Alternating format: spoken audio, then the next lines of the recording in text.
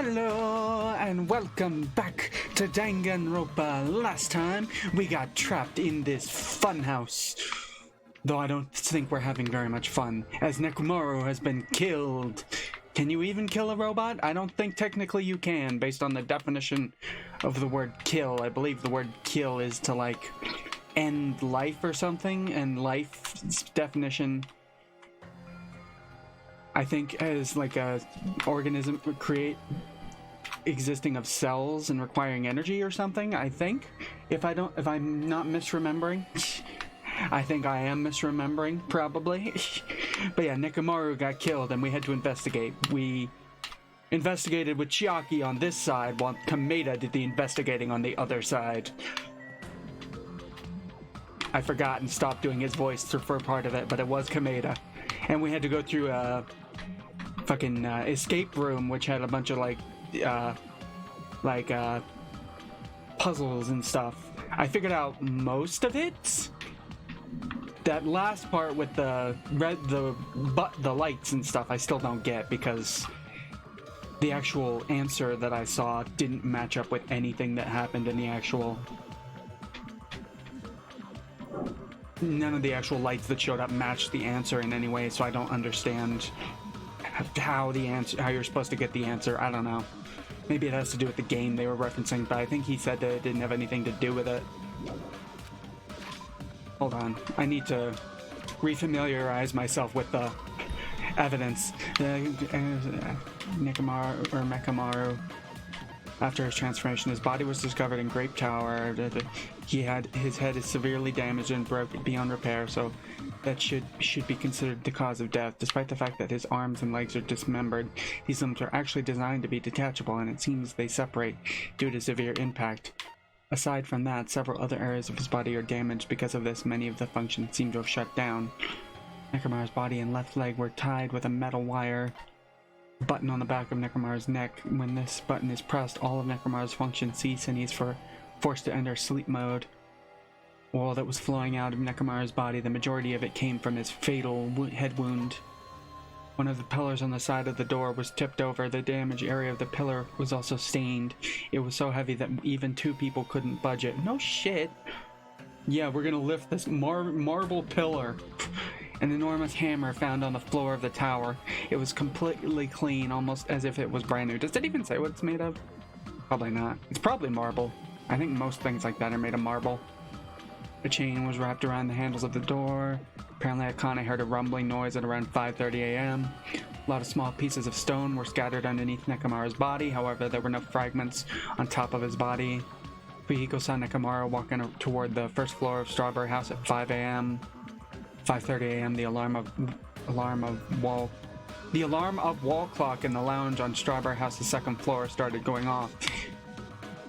Fuyuhiko was at the lounge by coincidence and managed to stop the alarm. Pakazuichi and Gundam rushed to the lounge after being alerted by the sound. However, Nagito was apparently the only one who didn't hear it. The contact elevator used to move between both houses was broken and no longer worked. It was apparently broken at the Grape House's side, so the last person to use it would have arrived at Grape House. The button in the Strawberry Hall that opens the door leading to the tower was broken. So it seems like the killer had to be on the side of Grape House, considering it was chained from that side and the elevator was broken on that side. Because both of those would require you to end on the Grape House side. Though Nagito got out over here somehow, so I guess he might reveal that there's a secret way to get between the two houses.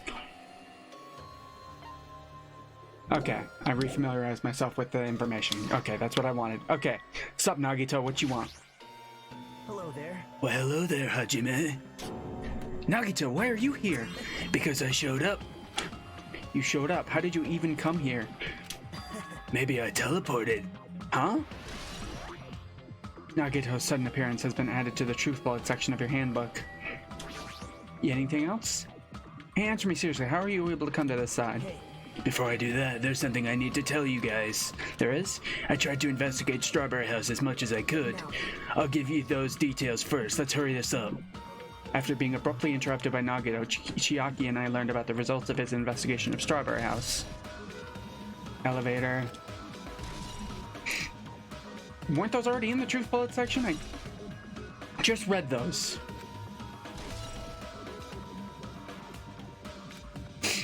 Well, I guess these were pretty important. Especially the fact that everyone at Strawberry House heard that rumbling noise too. But what was that about the wall clock's alarm going off before that happened? Also, the fact that Strawberry Hall's button was broken is definitely worth noting. Also, there's one more thing I need to tell you guys. I've cleared the final dead room. Huh? Could it be? You did the life-threatening game? Wow. It wasn't life-threatening at all. It was just a little escape game that ended with some Russian roulette. Russian roulette? That sounds pretty life-threatening. It's a game where you load one bullet in a gun, and spin the cylinder, point it towards you, and pull the trigger. So you really did it? So that's how you're supposed to play it. So it would have been fine if I'd only used one bullet. Meh, huh? I guess it was just as Monami said.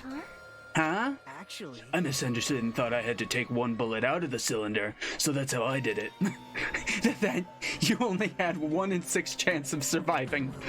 But I'm still alive after all. The only good thing about me is how lucky I am. What's wrong with him? A lot of things. I knew he was strange from the start, but for him to casually do something so suicidal, he's crazy. That's all there is to it. Yep. Anyway, because I was able to clear the final dead room, I was able to obtain several and one of those rights was the freedom to move between Grape House and Strawberry House. Not only that, but whenever I move back and forth, I don't even need to play the game again. Move back and forth? Where would you even be able to do that, and how? Hey Hajime, you stay quiet. you've been repeating yourself over and over and it's bugging me. Can you let me speak freely for a change? Huh? Anyway, I'm definitely lucky. Thanks to that, I was able to clear the roulette at the highest difficulty.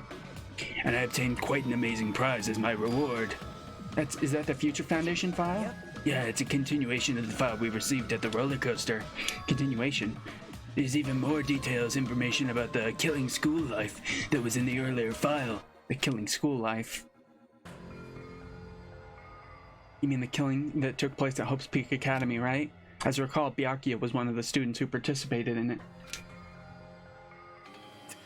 But even when we learn more about the killing school life, it has no relevance to us whatsoever.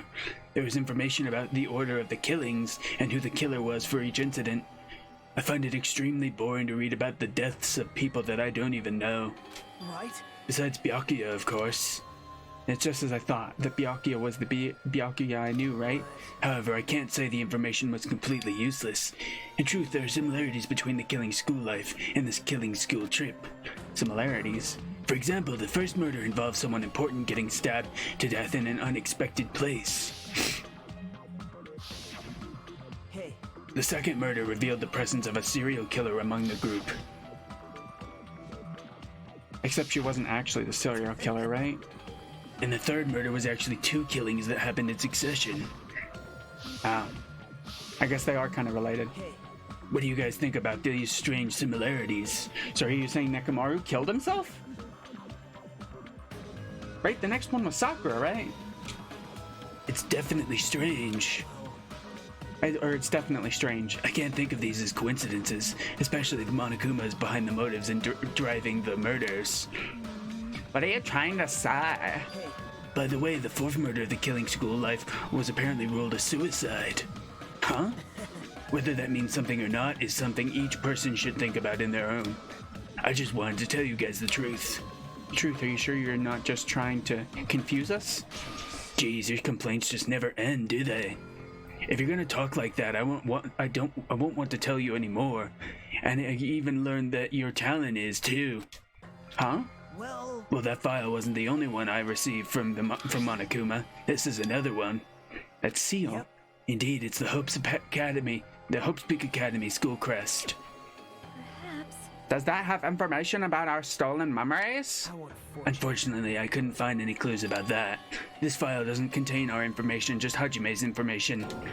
Just mine? Why? Isn't that weird? Why only Hajime's information? It's quite troubling that you would ask me that.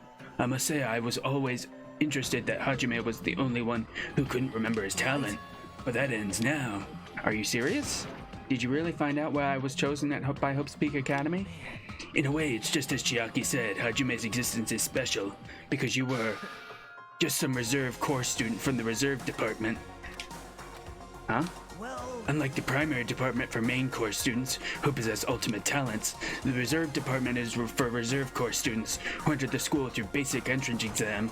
Essentially, you're like a substitute or the second string. Well, even then, that's just in name only. The reserve department pretty much only exists to increase Hope's Peak Academy's revenue stream. Reserve department? Substitute? Second string? Revenue stream? What is he saying? Like I said, to be a reserve course student, you don't need to possess an ultimate talent. You just have to pay a rather costly entrance fee and a tuition. With the funds obtained from the exams, the academy can focus on bolstering the researching talent. That explains why he's being so rude. Through this, the symbols of hope can be raised, which means you're just a stepladder, but you should feel honored. An average talentless human can be put to good use for those who are known as mankind's hope. What the hell does that mean? Perhaps you simply weren't determined enough. Did you admire Hope? Were you willing to sacrifice your body and soul to attain Hope Peak Academy? Or maybe you were just obsessed with Hope's Peak Academy, like a fangirl following the latest trend. It's not like that, I Wanted to become Hope. If that's what you're thinking, just stop it. Listen carefully. The only humans worthy of becoming Hope possess amazing talents and strong will. And the moment you're born into this world, you either have that or you don't. no mistake. It has nothing to do with effort. You must be chosen by Hope to become Hope. Fuck off. Don't even know? That's why it's not even worth admiring. Fuck you. Everything is drive, practice. Or were you so blinded by your admiration for Hope's Peak Academy that you couldn't even see that? Gah. You're just some nobody from the reserve course who never had a talent to begin with. A nobody who forgot he was a nobody, that's all. Then I'm just... That's right, you were never an ultimate. You had no talent whatsoever. I don't have any talent. I'm just an ordinary high school student. I feel sorry for you. Are you shocked to learn that? Or were you the only one who didn't have that you were the only one that didn't have a talent? That's not it. But still, if you think about it positively, it looks like there's no more reason to doubt you. Now that we know who you are, a normal, average, utterly unremarkable high school student, there's no way you could be associated with the Future Foundation. But if it's not Hajime, then who in the world could the traitor be? The survivor of a previous killing school life, Byakuya, would have been the most likely candidate, but now it's probably impossible. Hey, Hey, are you listening? Hold it. There's no need for you to listen to this. what? Huh? Well, It may be important to talk about who the traitor is, but we need to focus on Mikamaru's murder first. Because if we can't survive the class trial, everybody is going to die together anyway. In that case, would the traitor be amongst those killed as well? That's something I truly wonder about. Yep. Oh well, it's fine. I'll stop for now. hey. You said you cleared the final dead room and obtained these files. That means you must have gone to the Octagon, right? Hey, Are you curious about the ultimate weapon? So, Did you find out what it was? Maybe I did, maybe I didn't. Is there any reason I should answer that? Huh? What the hell? I'm the one who cleared that room, and I'm free to divulge any clues I obtain there as I see fit, right? Are you planning to keep it a secret? Or are you planning to side with the killer again? Like I said, I'm not on the killer side. That hasn't changed since this began. How many times must I repeat myself? I just want Hope to shine even brighter. What you're saying doesn't make any sense at all. Just tell us already. Tell us about the ultimate weapon. Geez, I guess I have no choice. I suppose I can tell you one little tidbit. You're right. I did go a place that seemed to be the Octagon, and I found many different weapons there. But I didn't find anything worthy of the name Ultimate Weapon. Don't lie, there's no way that's possible. Coming from someone with no talent like yourself, that's truly offensive. What did you say? oh. Fine, I understand. Now's not the time for us to be fighting anyway. If you won't tell us, we gotta do it ourselves. Now, shall we go back to the investigating Mikamaru's case? We better hurry, the class trial's gonna start soon. you're right. You're right, I haven't even seen the crime scene. Also, you guys in Strawberry House should be coming over to this side any moment Bye now. now. And while we're at it, I'll go on ahead. Hey. So it turns out he's a total asshole, as we expected. Hey, Hajime. It's okay, I already know. You want me to focus on Mikamaru's case right now, right? It's true that I'm shocked now, but now's not the time for me to feel like that. Right now, I can't afford to be the only one who's depressed. I need to survive with everyone else and return home. That's what's most important, isn't that right? Yep. Yeah, I'm relieved to hear that. We should get moving then. Yeah, you're right. She's not an asshole, so she understands. I should just forget about it for now. I need to focus on Mekamaru's case. Okay, let's see. This way.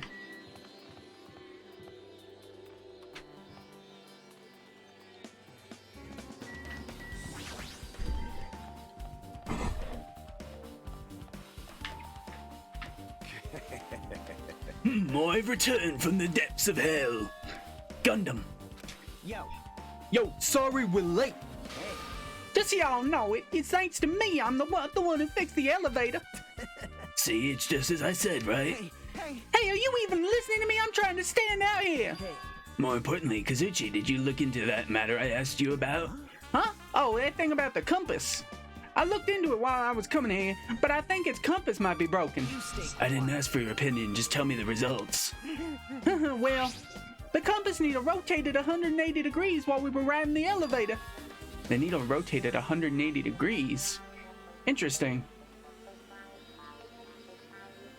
Huh. So it turned around?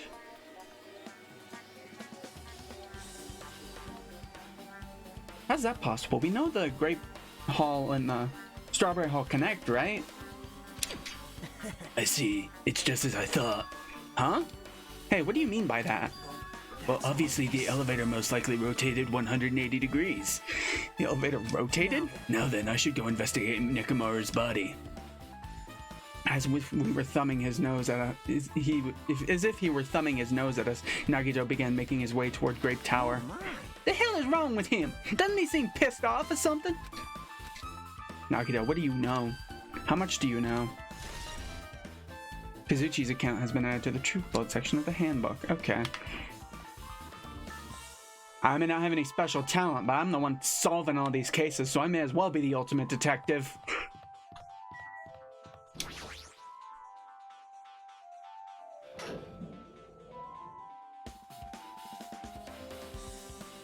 You serious? Nekomaru, are you serious? Damn it. Damn it, I don't know who did this, but this is pretty fucked up. Hey. Now's not the time to get sentimental. Come on, we need to hurry up and investigate. But we've already investigated everything we can here. No, you haven't. There's still something you should be able to investigate more thoroughly. Now that Mikan is no longer with us, we can't perform an autopsy. But Kazuchi should be able to disassemble the body, right? It cannot be. Is that true? Are you going to disassemble Nekomaru's body? I won't forget Don't you. screw with me. Hasn't Coach Nekomaru been through enough already? You don't know? Been through enough. We need to perform this investigation so we can find out who the killer is. Or perhaps you don't want to know, Akane. Maybe you don't care about what happened to Nekomaru. Why you? You stay quiet. If you suck at using your brain and you really want to know who the killer is, try not to interfere so much. Man, why did he turn into the biggest fucking asshole all of a sudden? Jeez. Come on, Kazuchi. What are you standing there for? Damn it, fine. I just have to do it, right? I know I said I wanted to see his insides, but not like this. This is just too much. Well, Come on, are you guys feeling okay too? Now's not the time to be staring into space. Nagito, there's definitely something wrong with you. I thought he was just treating me differently ever since he found out I have no talent, but it seems like that's not entirely the case. His attitude toward everyone else is strange now, too. But why? Huh. Well, Kazuchi, did you find anything? damn it. We've come so far. There's no way I can get sentimental at a time like this. I feel awful for Nekomaru, but this is necessary if we're going to find out the truth behind this case. As he forced out his voice through the clenched teeth, Kazuchi faced Nekomaru, his eyes full of determination, and began stabbing his tool knife into Nekomaru's body. Huh? Where'd you get that tool knife? Nagito gave it to me. He said he had it ready before he even went to the amusement park. So Nagito did that too. It's like Nagito has full control of the situation. Looks like the damage to his head is the reason. Huh? The reason Nekomaru died, I mean stopped functioning. The reason Nekomaru died, I mean stopped functioning. His torso is covered in huge dents and his parts are dislocated. Maybe a great shaft broke too. Maybe a gear shaft broke too. But for now, I tried disassembling Nekomaru's chest. That should help us learn something, right? If that's the case, I need to look at Nekomaru's body one more time. Apparently Kazuchi has finished disassembling Nekomaru's body. I should probably check it out one more time. The clock. Ooh, I'm betting that shows the time of death, right? Nekomaru's chest panel is open. The clock inside is completely exposed. It's 7:30? The handle of the clock, it looks like they're pointing to 7:30. Also, it looks like the clock's alarm was set for 7:30 a.m., which means this clock broke the moment the alarm started ringing at 7:30 a.m. Clock's alarm timer has been added to the truth bullet section of your handbook. But 7:30 a.m. is strange, right? I mean, we should have arrived at Grape Tower just before 7 a.m. for Monokuma Taichi. If this clock malfunctioned, no way. No, wait. This is a highly efficient radio clock. Radio clock? It's a type of clock that receives radio signals so it can eventually update the next time at fixed intervals. It can automatically update the time at fixed intervals. Simply put, it's an extremely accurate clock. That's right. It's a clock that will never slow down. It's even designed so that it cannot be adjusted. I've become a Time Lord. Well, even if it's an accurate clock, they don't need to install it inside your body. Damn. What are you saying? I don't need to wear a wristwatch ever again. There's nothing more useful than this.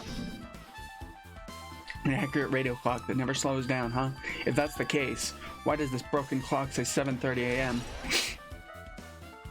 Radio clock has been added to the truth bullet section of your handbook. I mean, we don't know how long we were out, right? Does anyone know how long we've been out? Because I was basically in a coma.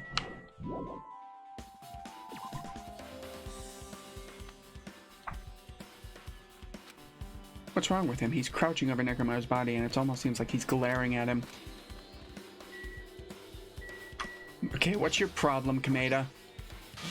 Jeez, this is the worst. Huh? Jeez. You guys overlooked an important clue. I swear you're just the worst. As I thought, there's no way I can leave this to you guys. What are you talking about? I found this under a fragment of the pillar that tipped over.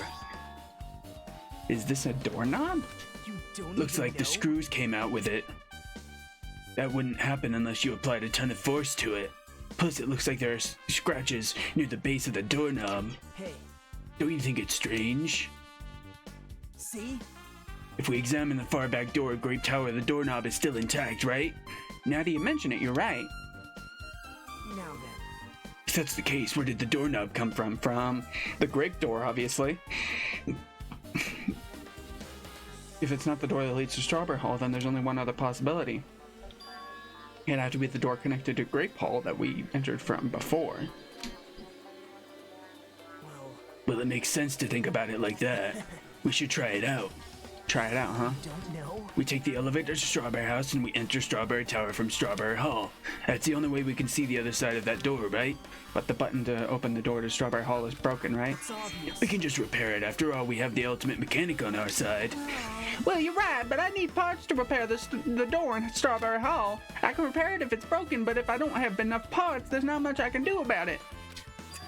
But you have plenty of parts right here. Huh? See? Just use Nekomaru. I'm sure if you dig through his body, you can find parts you can use. Hold on. Are you saying we should just use parts from our dead friend?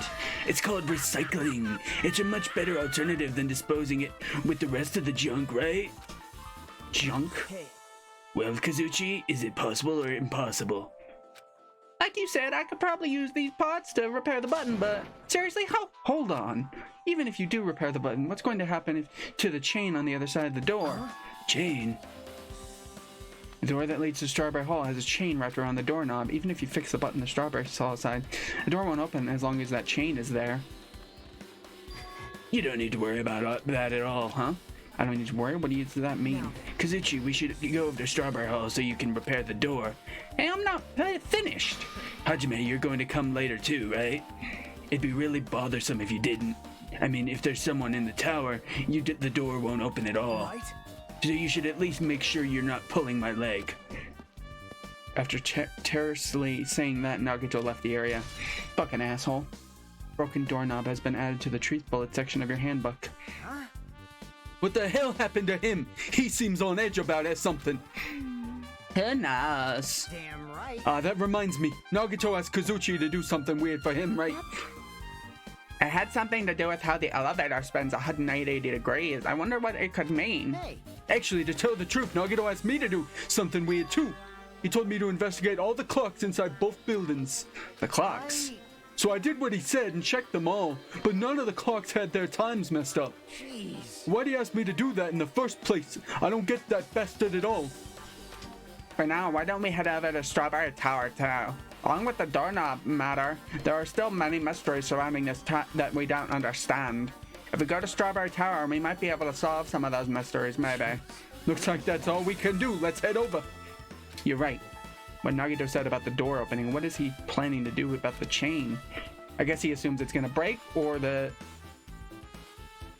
won't come off easily. So does Nagito have a plan or something? Jeez, I don't understand this at all. Does he think this door switches out or something?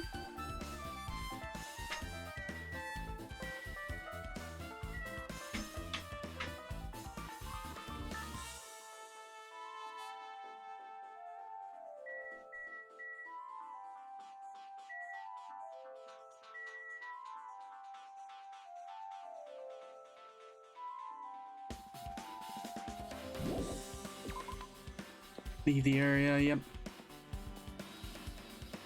Nagito's an asshole, but we knew that. Poor Sakura. We honor the memory of Sakura Ogami. Hold on, I want to check something. Let's see. Can I zoom out or anything? No.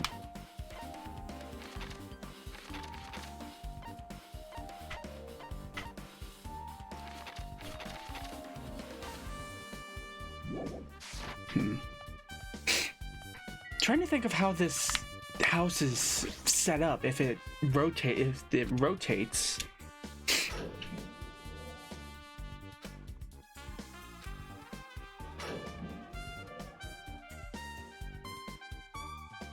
What's up?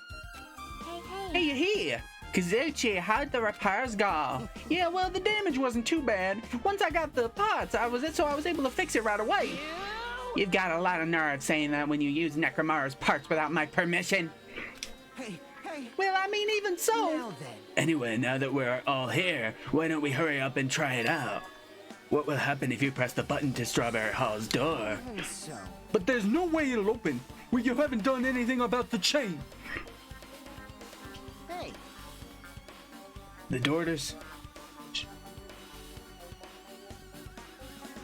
Strawberry Hall behind Nekomaru's body was blocked off by that chain, remember? So hold on. So are we assuming that the elevator rotates 180 degrees, and then so that Strawberry Hall and Grape Hall are basically right next to each other? The elevator just turns around and it's on the other side. So are we assuming then that the Grape Hall or the tower is the thing that actually moves like an elevator to the side? And the door on the other side is actually the exit or something, and that's why it doesn't open, is because it leads out. Maybe. If you didn't do anything about that, it doesn't even matter if you find the button to the outside. Well, we'll know if we try it out. It's not even worth trying out. No, we've all come this far. If he's saying we should try it out, then we should give it a shot. Yep. Yeah, that'd be great.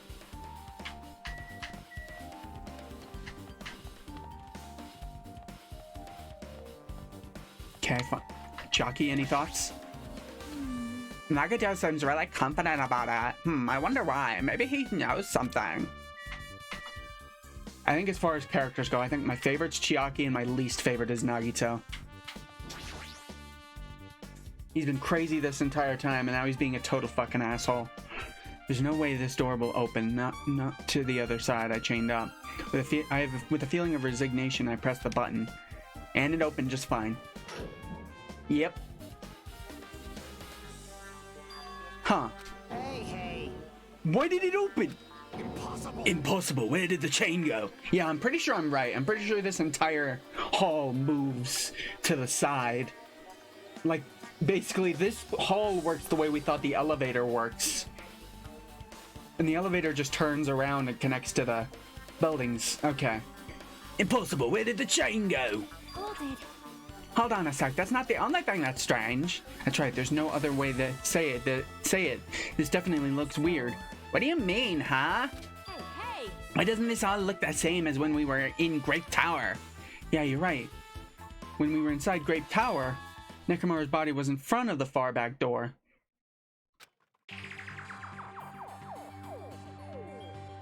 Which means his body should be in front of the door to the Strawberry Hall. So if we enter... Yeah, I'm right. I'm totally fucking right. This just moves to the side. So if we entered from Strawberry Hall, his body should be right in front of the door we walked in. Why isn't it like that? Yeah, I'm totally right. This entire tower moves off to the side. Why is Nekomaru's body in front of the door to Grape Hall? Hey, hey. Not just that, the parts I carefully arranged when I disassembled the body all moved too. The body isn't the only thing that moved. Even the tipped over pillar and spilled oil. They've all moved the exact same way. The crime scene looks identical to how we saw it when we entered from Grape Hall. Everything that was at the crime scene inside Grape Tower shifted to the opposite side. As if it all rotated 180 degrees, right? I can't imagine the floor actually rotated 180 degrees, but... Because there's no possible way that these two buildings are actually the same thing. Because they were staying in both buildings at the same time. So this tower has to move off to the side. Is it really what this means? No, it's more than that. I feel like there's an even greater mystery here. A mystery so great that it could drastically affect the outcome of this case. We might have to rethink this. We might need to fundamentally rethink how we've been approaching this case. Strange feeling in tower has been added to the truth bullet section of your handbook. Chain has been updated in your handbook. Check the truth bullet section to review it. I see. The chain disappeared. This strange feeling I felt when I went back and forth between the two towers. Yep, just as I thought. It was definitely the right choice to confirm this. Just as you thought, then you already knew about this mystery? You have a bad habit of relying on others when you don't understand. Why don't you try investigating first? See? That door in the far back with the picture of a grape on it, maybe there's a clue hidden there. There's a clue on that door? Well, the doorknob's missing. The door with the picture of grapes on it. This should lead to Grape Hall. What? Huh. One of the doorknobs is gone. It's like the screw came out with it. Please tell me Nagito's the killer. I really want to get rid of him. It's the same as the doorknob that was on the floor. See? See, the screws came out with it, right? Then the doorknob next to Nekomaru's body came off the door to Grape Hall. Well, that's what it looks like. When you said clue, were you talking about this? But what is it a clue to? Broken doorknob has been updated in your handbook. Check the truth bullet section to review it. What? Huh, did you get even more confused? No need to worry, just one clue will change everything. Huh? All the mysteries will be solved if everything were linked together if you can reach it. Just like I did. Oh, that was Nagito. What does that mean? Even if I ask him that, Nagito probably won't give me an answer. So it'd just be a waste of time to ask. Ding dong, bing bong, class trial time!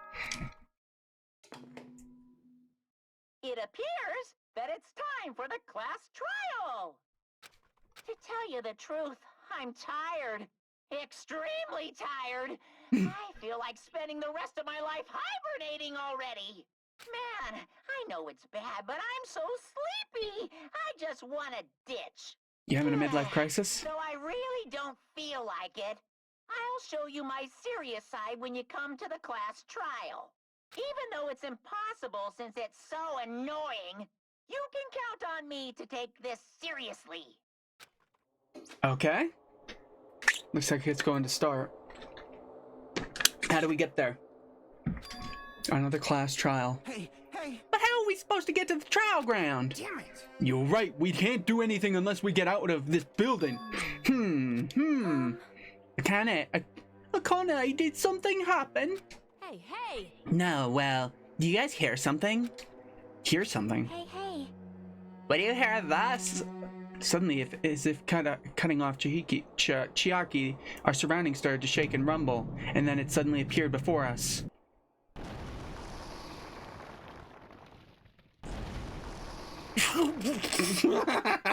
Well, okay. That's one way to get there. Hey, Monokuma. Hey, bitches! You ready to go? I sure fucking hope so! Is he telling us to go inside from here? Seems that way. Alright, I'm gonna go. Just hold on, Nekomaru. I'll make sure I avenge you. Jeez, at least be a little cautious. It's obviously a trap.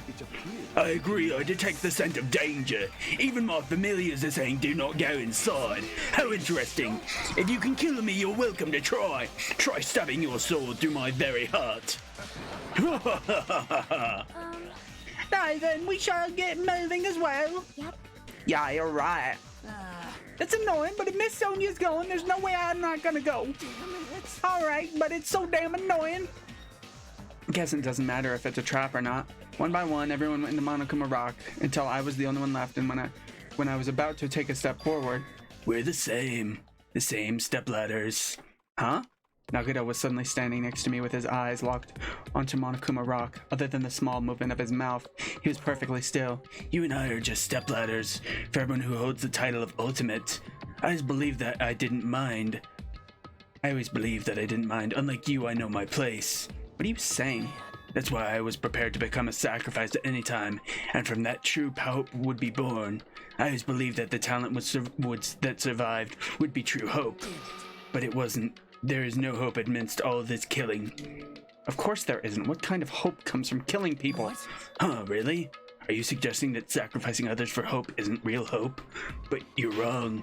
It's only natural and extremely obvious that strong hope devours weak hope.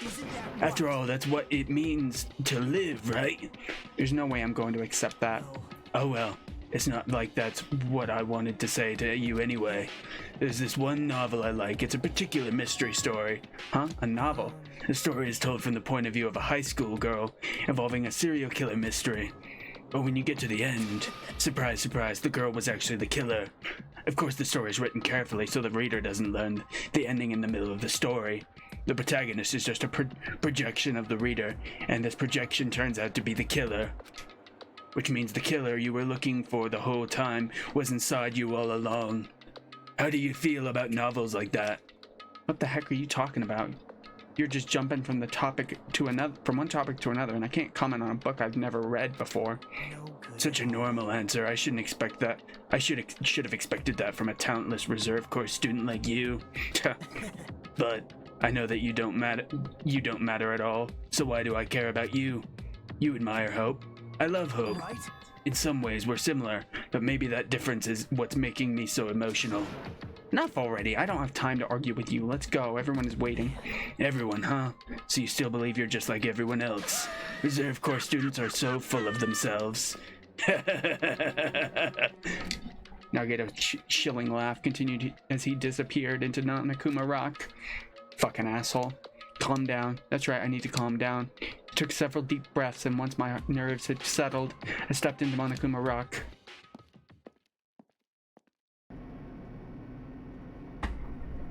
The elevator shook violently as it descended at an ever-increasing speed.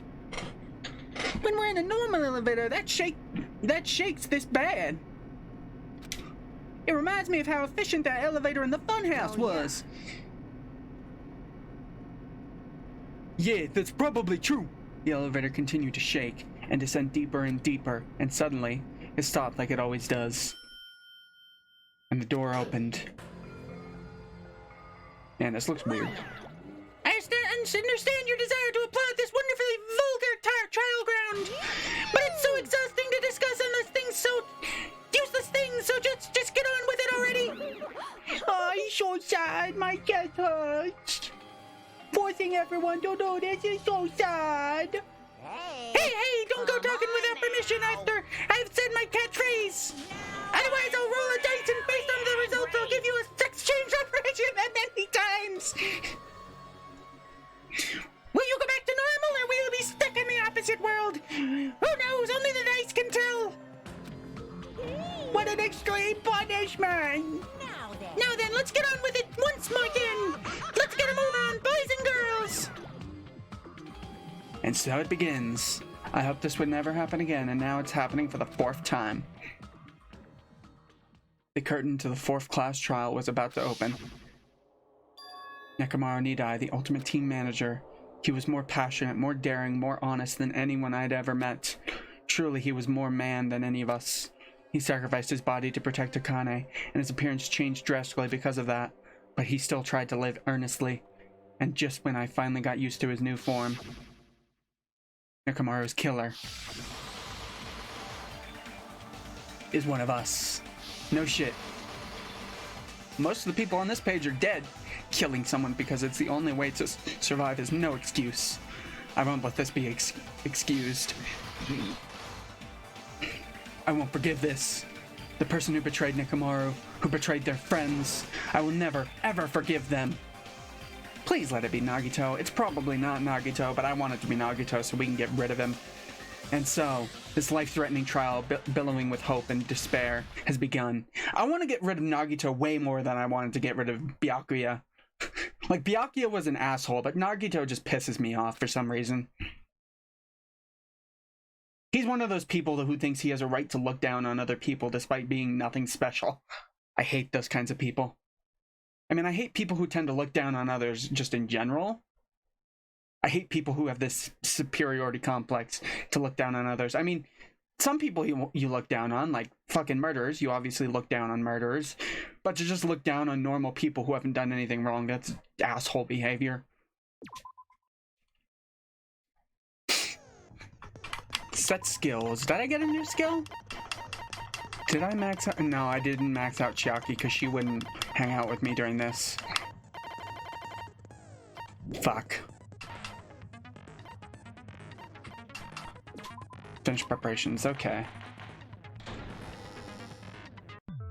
Now then, let's begin with a simple explanation of during the class trial. Yeah. Vote correctly, You don't need to do this every single time. I'm sure you guys are starving by now, but let's get revved up and raring to go. That wasn't a good joke. Whoever survives will be treated to a fancy lunch. Guess what? Rabbit curry is on the menu. Oh no, you cannot offer rabbit curry. Main ingredient, right? I'm here today because Coach Nekomaru risked his life to protect me. I'm gonna be so sad if it was I'm Akane. the one who avenges him. I'll definitely find out who the killer is. I'm definitely not tempted by curry. Got it? Akane, you seem to have an impressive amount of drool flowing from your mouth. Hey, why don't we try going over the incident? We weren't able to leave Strawberry House, so I want to make sure we get a detailed understanding. I discovered Nekomaru's body a little before 7 a.m. I headed over to Grape Tower from Monokuma Taichi and found the body there. Hajime and Chiaki were also with me. Hajime was with Miss Sonia and Chiaki that early in the morning? Don't tell me you three were together since last night! Imbecile! I am not some woman with flexible legs. What? Of course you're not. You're much classier than that. Was that a sex comment? Not a woman with flexible legs? With legs like those, I could probably do the splits real easy. Akane's got very flexible We legs. just happened to run into each other on the first floor of Grape House and went to the tower together. And then, the three of us discovered Nekomaru's body. The body discovery announcement was made soon after. Akane heard that and rushed over. We heard the body discovery announcement too, from Strawberry House, obviously. As I recall, we found out the elevator was out of order, which left us stuck. So we decided to go to the tower for the time being and headed for Strawberry Hall. But someone even broke Strawberry Hall's door button. We couldn't go anywhere because of that. Thinking we should at least find some method to communicate, we set our sights on the lounge telephone. Forget these boring intros. Let's talk about the killer. Anyway, it's definitely someone from Strawberry House. What do you mean, definitely? There's no I way a agree. ship would kill someone so cruelly. So it must be one of you Strawberry House dudes. I agree that it's probably someone from Strawberry House, because Nagito came from Strawberry House before the elevator was fixed, which means there's some way to go between the two. And they're making it seem so likely that they had no way to cross that makes it seem like it had to be someone from Grape House. But if Nagito can come from Strawberry House without using the elevator, that means it was possible to get over here from Strawberry House. And all he had to do was complete the final death room, which the killer also completed, most likely. Let's see. I'm trying to think. And my assumption is that we've been asleep for more than one day, is my assumption. Because Monokuma said we missed Monokuma Taichi, even though we were on time for it. And the guys had that alarm go off at the time that the murder was supposedly took place, right? Even though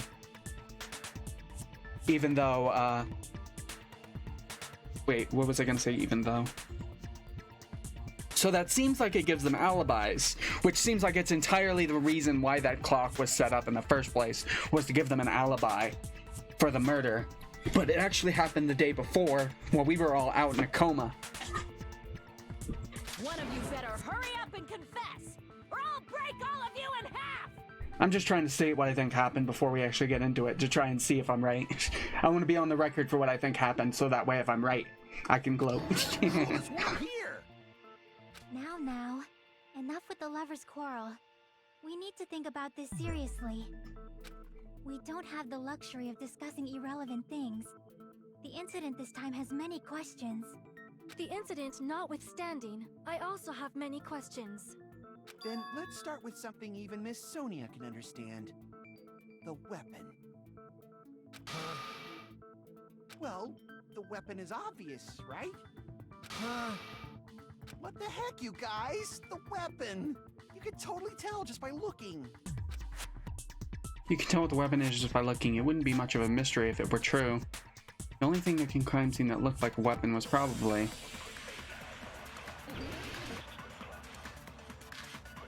wire, oil on the floor, tipped over pillar, new looking...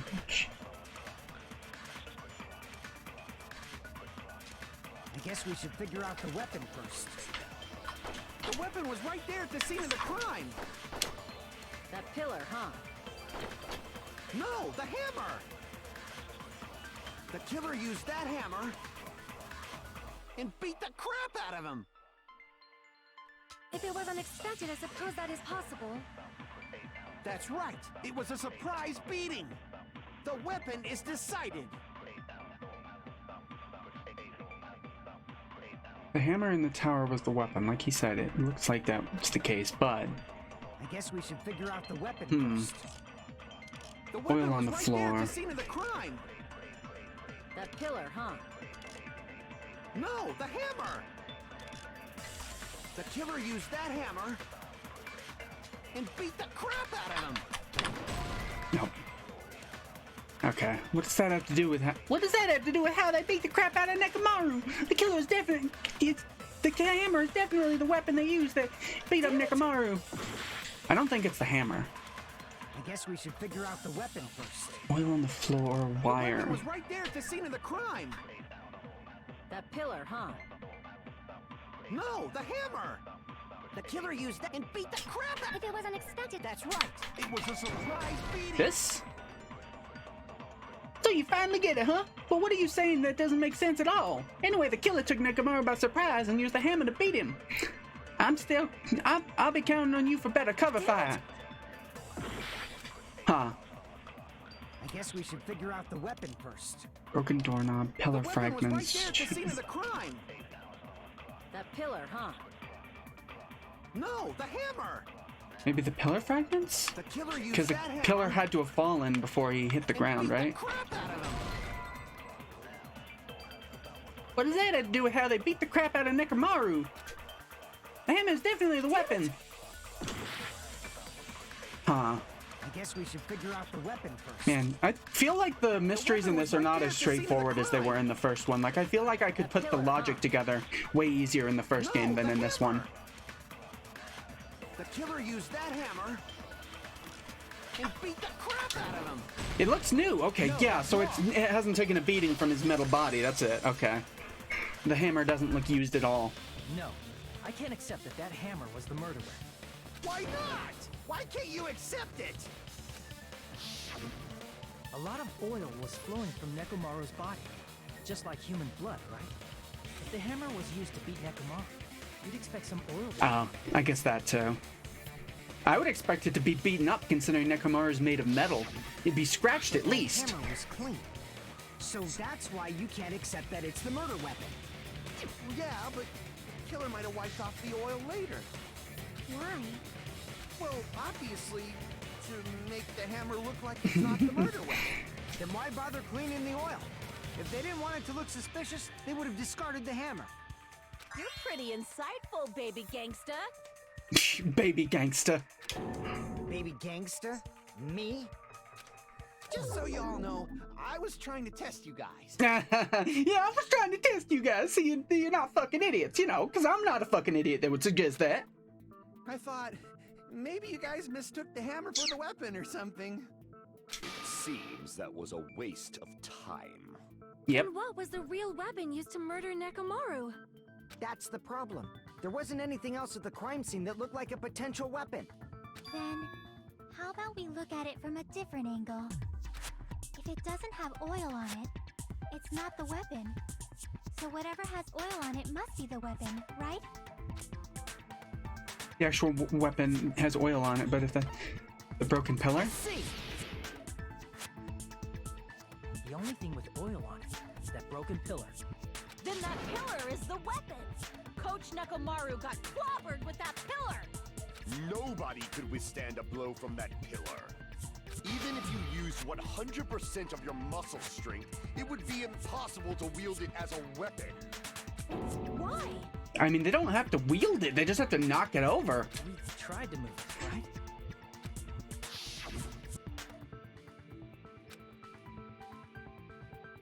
It's no use, it's barely budging. Didn't I tell you? Yeah, that pillar was pretty freaking heavy. But there's one dude who could have lifted that pillar. Huh? Who are you talking about? Coach Nekomaru's robot body. With that dude's super strength, lifting a pillar would be real easy. So, he lifted the pillar, and then what? Did he use it to beat himself? You mean Nekomaru killed himself? Don't be stupid. He ain't the type to commit suicide. Yeah, no, he wouldn't do Even that. if Nekomaru could have lifted that pillar, it has nothing to do with the case at all. Well, I guess you're right. No, I think we can definitely consider the fact that he would have lifted it. But it doesn't bother me a little. That word suicide. By the way, the fourth murder of the Killing School Life was apparently ruled a suicide. Huh? No, that shouldn't matter. There's no way Nekomaru would commit But that's suicide. a problem. If it's not the pillar, then there's no other weapon we can think of. There may be a way to use the pillar as a weapon without lifting it. You just gotta knock it For over. reals? Yes, for reals. I see. So my gut Gotta was love that right Kameda hasn't after even, or Nagito hasn't even said a word this entire time. He probably doesn't consider this worth talking about. It's up to you, Sonia. Prove that pillar was the murder weapon. Understood. Then I shall give it my all. Sonia, here I go!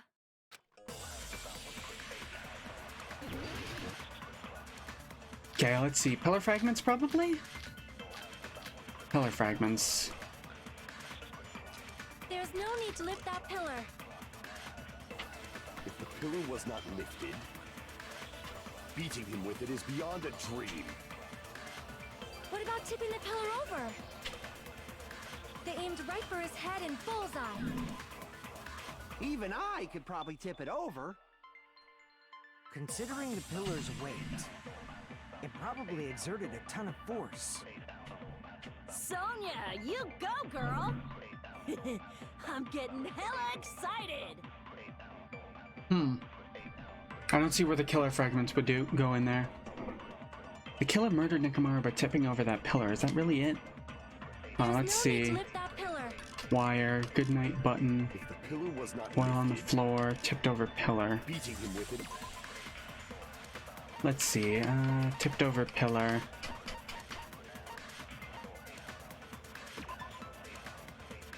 And the side of the door was tipped over and damaged, and the damaged area of the pillar was also seen. It was so heavy that even two people couldn't budge it.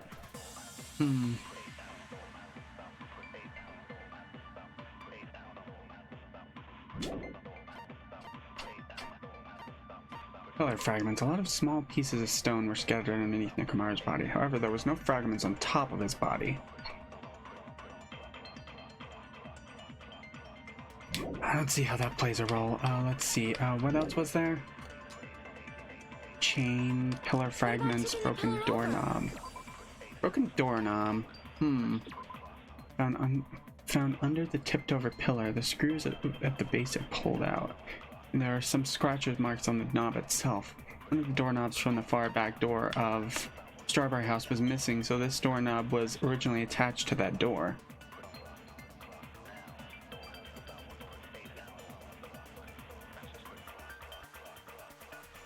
I don't see how that would have anything to do with whether he was hit by the pillar or not, just because this is underneath it. Let's see. Even I could probably tip it over. Oil on the floor. What is the oil on the floor?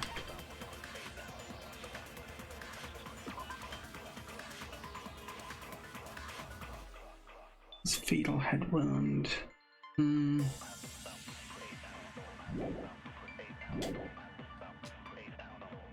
It probably exerted a ton of force.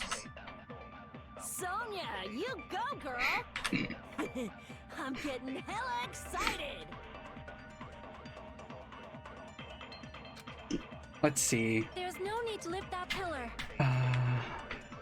If the pillar was not lifted, beating him with it is. What about tipping the pillar over? They aimed right for his head and bullseye. Even I could probably tip it over. Considering the pillar's weight, it probably exerted a ton of force. Sonia! I'm getting Maybe I take hella this? excited. There's no need to lift that pillar. If the pillar was beating him with it is. What about tipping the pillar over? No. I don't know if I could tip over a pillar like that. I don't know, I've never tried. What does that have to do with the fact that the killer tipped over the pillar? Gee, cease your questioning and stay back. The killer tipped over the pillar. It's no use, I can't shoot through the contradiction with this. There's no need to lift that pillar. If the pillar was not lifted, beating him with it is beyond a dream. Wire. What about tipping the pillar over? No. And what does that have to do with the fact that the yeah, okay. There's no need to lift. If the pillar was beating him with it is. What about tipping the pillar? They aimed right for his. Even I could probably. Considering the pillar's weight, it I probably don't see why it would be exerted a ton that. Sonia, I'm getting hella excited! Let's see. Tipping over that pillar, is that really it? Let's see. There's no need to lift that pillar. If the Night pillar was button. not lifted, Wait, what? Since when's the good night button here? Button on the back of Nekomaru's neck. When this button is pressed, all of Nekomaru's functions cease and is forced to enter sleep mode. And let's see what that has to do with it. Let's see. Oil on the floor, tipped over pillar, chain, pillar fragments. They aimed right for his head and bullseye. Even I could. Considering the pillars would probably exert. Sonia! Maybe it is the pillar fragments? I'm getting hella excited! There's no need to lift that. if the pillar was not beating him with it is beyond. What about tipping the pillar over? It is. Okay, I don't see what this has to do with whether it fell on him or not. If Nekomaru was crushed by the pillar, then there should have been fragments on top of his body. I mean, if he fell, it's reasonable to say that the fragments just fell off him, right? Like it hit him, then he fell over. Huh? Fragments? I was kind of thinking that, but I thought, if they could have just gotten knocked off when it was falling over, so. The pillar fragments were scattered beneath Nekomaru's body, but there weren't any on top of his body. If the pillar had been tipped over and crushed, the fragments should have been on top of his body instead. I briefly considered that too, but it's probably not what happened. I see. That was entirely my bad. If they didn't tip it over, then how did the killer murder Nekomaru with that pillar? How much longer are you gonna focus on the pillar? Just let it go already. I mean, it's got oil on it. I'm sure it's There's no involved way I somehow. can let it go. I'm positive that Nekomaru was killed by that pillar.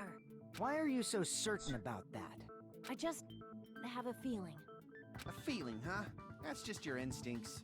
But we can't say for sure that that instinct is wrong, can we? Huh? There's another way to use that pillar to kill. You guys just haven't noticed it. Is that true? Then I And his shall tone ask even you, sounds what different. way is that? You guys, the same as usual. You're unable to clear a path to the future with your own powers, so you just stand there and falter. What a waste of talent. And you all intend to fight the Future Foundation? You make me laugh. What did you say? Asshole. Regardless, it's not like I want to die with the rest of you. So I guess I should lend a hand. Hey, Nagito, what the hell happened to you? How come you're not talking like a lunatic anymore? I've learned a valuable lesson. Ignorance is by far the greatest shame. Huh? What do you mean? Who cares? Just tell us how the pillar was used to kill. Well, Ignorance is the greatest shame, first huh? of all, the pillar itself is not enough. But when combined with a specific item, there's a way it could be possible. A specific item? You mean the wire? Of course, the ultimate weapon. Ultimate weapon? Isn't that the thing you get when you clear the final dead room? So, Nagito knows what the ultimate weapon is?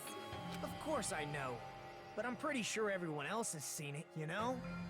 We've seen it? That's right. You've seen it clearly. Because I, the one who has claimed dominion over evil, am the ultimate weapon. I am he who cuts the insolent catalyst which flows out from the chaos with the sword of victory. It's only fitting that I deserve to be called the ultimate weapon. It's going in one ear and out the No, other. You are far greater than the ultimate weapon, since you wield your 4 dark devas of destruction. Man, these two get along now, huh? I don't know why, but I'm not liking this. Cut the bullshit and say it clearly. What is the ultimate weapon? In order to clarify that, we first need to solve the secret of the funhouse. Huh? The secret of the funhouse? You still don't realize it? Jeez, get it together. You're supposed to be the symbols of hope, aren't you? Ah, I forgot. Except for Hajime, of course. Fuck you too! Except for Hajime? If we make it out of this, I'll explain it to you guys. Anyway, we must first clarify the secret of the funhouse, right? Then I think it must have something to do with the structure of the funhouse. Strawberry House leads to Strawberry Tower, and Grape House leads to Grape Tower. But in actuality, they are both the same building, and both houses are linked to the central tower. It is undeniable that such a sweet building structure is the secret of the funhouse. Why'd you say it like that? Not only does that make perfect sense, but Miss Sonia's beautiful voice is just so soothing. Faux show! I shall leave this matter to your discretion.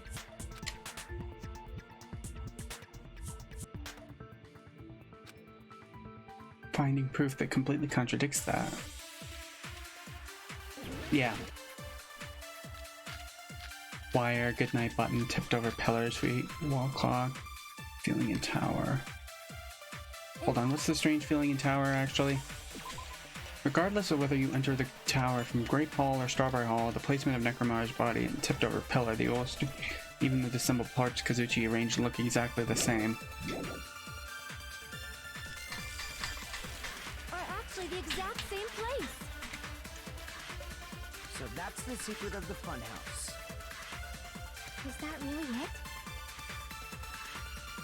It's weird to say they're both the same place.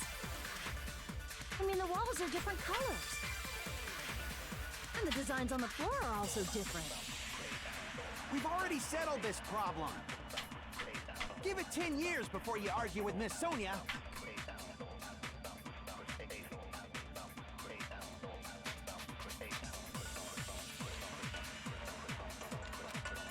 In truth, Strawberry Tower and Grape are actually the exact same place. No, that's wrong. Wait, but Strawberry Tower and Grape Tower should be the same place. Towers. Are they really the same place? Why are you asking that now? Do you harbor a grudge because my kingdom destroyed your homeland? Hajime, I won't tolerate any sort of rebellion. I mean, doesn't it seem strange? When we went to Grape Tower from Grape Hall, Nekomaru's body was in front of the door to Strawberry Hall. But when we went to Strawberry Tower from Strawberry Hall, his body was in front of the door to Grape Hall. It's probably some kind of trick, like the floor rotating 180 degrees or something. If it is, then see? That means it could have passed as the exact same place, right? If so, then what? You seriously think such a simple answer is the correct answer? Does that mean he's wrong? Oops, I guess I've said too much. If the floor didn't rotate, then that means we need to think about the structure of the building again. Bow down! Then how about this? Somebody moved Nekomaru's body. Well, we were moving from Grape Tower to Strawberry Tower, but we should have all been together during that time. Even if they tried to move the body inside the tower. Then Monokuma did it. While we were moving, Monokuma quickly moved things around. But Nekomaru's body wasn't the only thing moved. Are you saying the broken pillar was moved too? If it is too heavy to carry, let them roll it. Just like if there is no bread, let them eat cake. Really?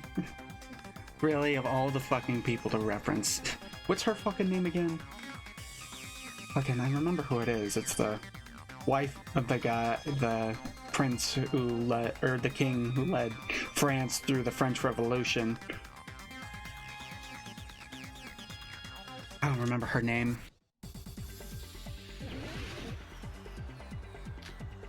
Wire, oil on the floor, tipped over pillar, new looking hammer, pillar fragments. I think it's probably the oil on the floor. The body and the pillar could have been moved. The pillar could have been rolled. And Nekomaru could have been moved piece by piece. I decree it was Monokuma's doing.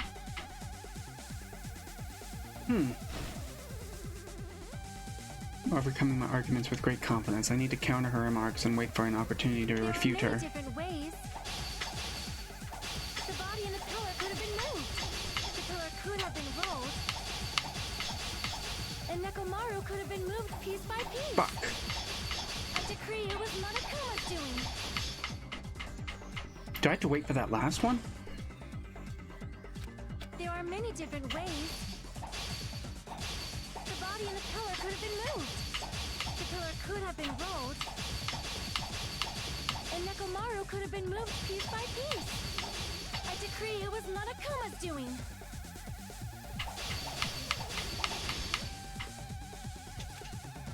There are many different ways. The body and the pillar could have been moved. The pillar could have been rolled. And Nekomaru could have been moved piece by piece. I decree it was Monokuma's doing.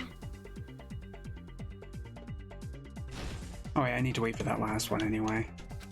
There are many different ways. The body and the pillar could have been moved. The pillar could have been rolled. And Nekomaru could I'm have gonna been wait moved for this piece one. by piece. I decree it was Monokuma's doing. Okay, yep, that's what I was supposed to do. Moving the body and the pillar in such a short time. That might be hard even for Monokuma, don't you think? It seems you have forgotten. Monokuma is surprisingly strong, wielding up the pillar, the body, everything at the crime scene. Allow me Ah, I to was cut right. through those words. Moving the body and pillar is possible, but it would have been impossible to move the oil on the floor. When the position of Nekomaru's body and the pillar changed, the oil surrounding his body moved too. Physically moving all of the oil like that is simply not possible, no matter how you look at it. Then it's impossible to think it was moved. I am terribly sorry. I cannot believe I got so fired up. It's all right. A fired up Miss Sonia is awesome to watch. So what really happened? Does that mean the two towers aren't the same building? We can't be certain of that either. Not when the experiment involving the handbook I left on the tower floor was a complete success. Yeah, the e-handbook was still there. That's why we thought the two towers were the same building. If they're not the same building or two different buildings, then what are they? No idea, huh? This mystery ties into the secret of the funhouse, but we don't have enough clues to solve that mystery. Then the only thing we can do is rely on one person who has those clues. Hey, Nagito. I thought it would come to this. I knew my turn was coming up. Fine. I'll tell you guys a big hint that can help you solve the secret of the funhouse. Give us the answer, not a friggin' hint. But then it wouldn't mean anything. I need you guys to do this class trial properly. It's also important for me because it will help me determine something. Determine? Is he talking about the traitor? If so, why did Nagito say that all of a sudden? Did something happen to him? But how do we know your hint is any good? It's suspicious that you're the only one who knows it. I have a good reason for that. The reason I'm the only one who knows it is because I was the only one who performed the appropriate action.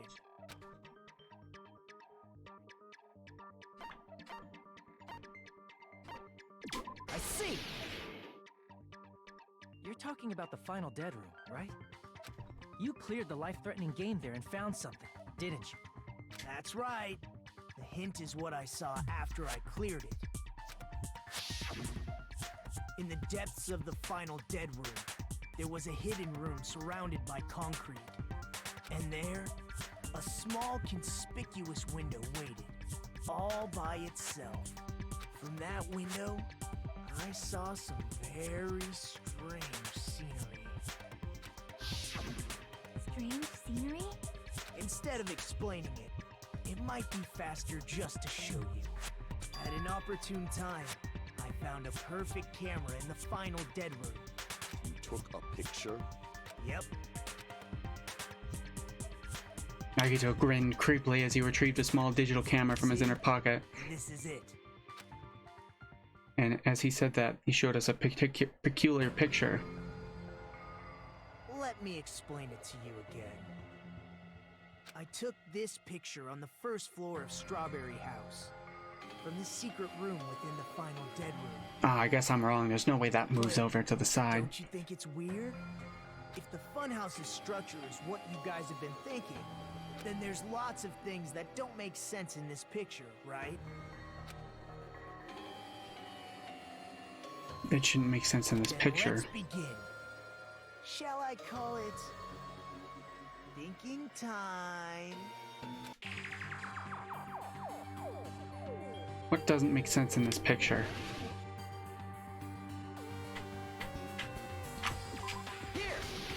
Back there.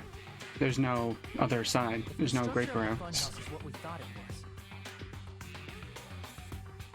Grape House and Strawberry House should link to the tower in the middle, which means if you're viewing the tower from Strawberry House, you should see Grape House behind it. But in this photo, I don't see anything behind the tower. No shadow, no shape, no Grape House at all. So is it an elevator? I see. And is that it? Said there's lots of things that don't make sense in this photo, which means there are other contradictions contained in it. What doesn't make sense in this picture?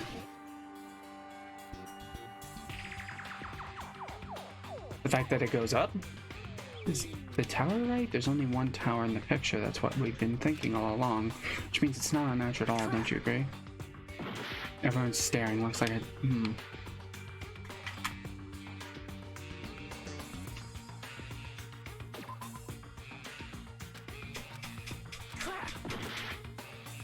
The forest? The fact that we're in the middle of nowhere? You said this photo was taken from the hidden room inside the final dead room, right? If that's the case, then that means it should have been taken from the first floor of Strawberry House. Yeah, it should have been. Then, this is definitely strange. This photo doesn't look like it was taken from the first floor. The angles suggest it was taken from higher up. That's right. Good call. In summary, this is the truth contained in this photo.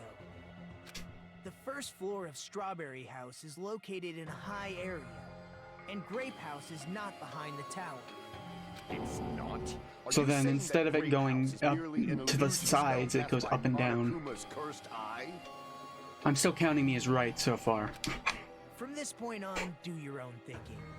Now that you've finally met the same requirements as me, if you guys are truly symbols of hope, you can easily solve a simple mystery like this. It might be possible for Hajime to solve it too, even though he's just a normal high school student. Fucking Despite asshole. the fact that you don't have a real talent, you already know about the other clue.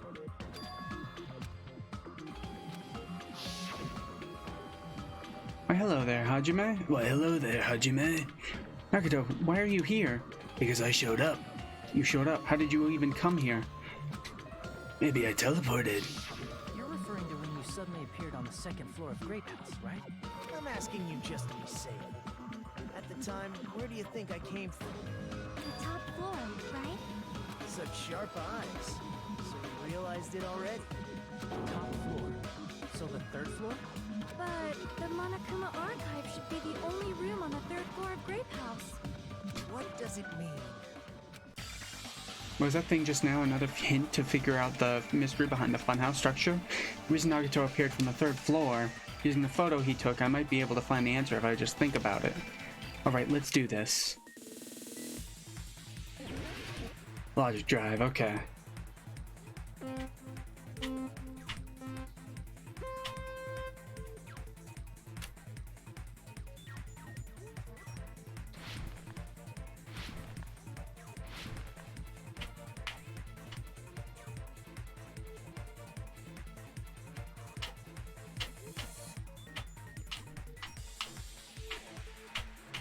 Ah, fuck. God damn it. Okay, let's see.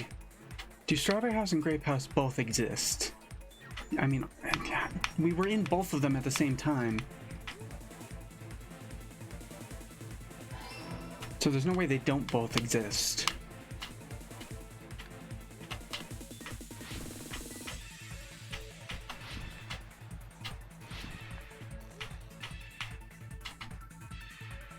Yeah, I had a feeling. Oh, fuck! Shit!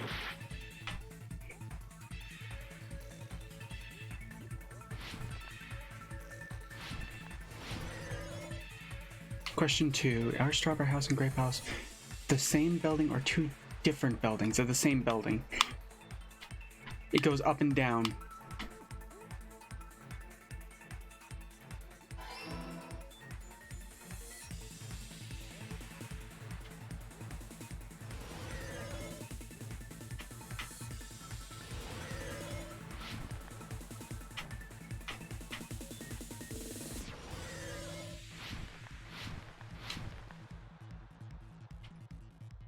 How are Strawberry House and Grape House positioned with each other? Horizontally. Oh wait, no, vertically. Not horizontally. I got the words confused whether they meant up and down or left and right, but yeah, they're vertically. It's an elevator.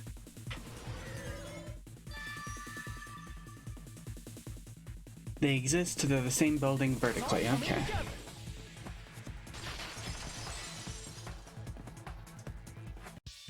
Got it. I know the secret of the funhouse. Then let me hear it. What kind of answer will you give, I wonder? In the picture Nagito took from Strawberry House, I didn't see Grape House at all. So where did Grape House go?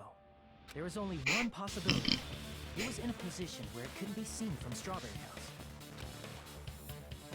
Which means Strawberry House and Grape House are in the same building, but on different floors. Same building, different floors? Then the two houses aren't two different 3-story buildings. They're actually one 6-story building? If you think about it like that, based on Nagito's picture, it's clear where Strawberry House is located.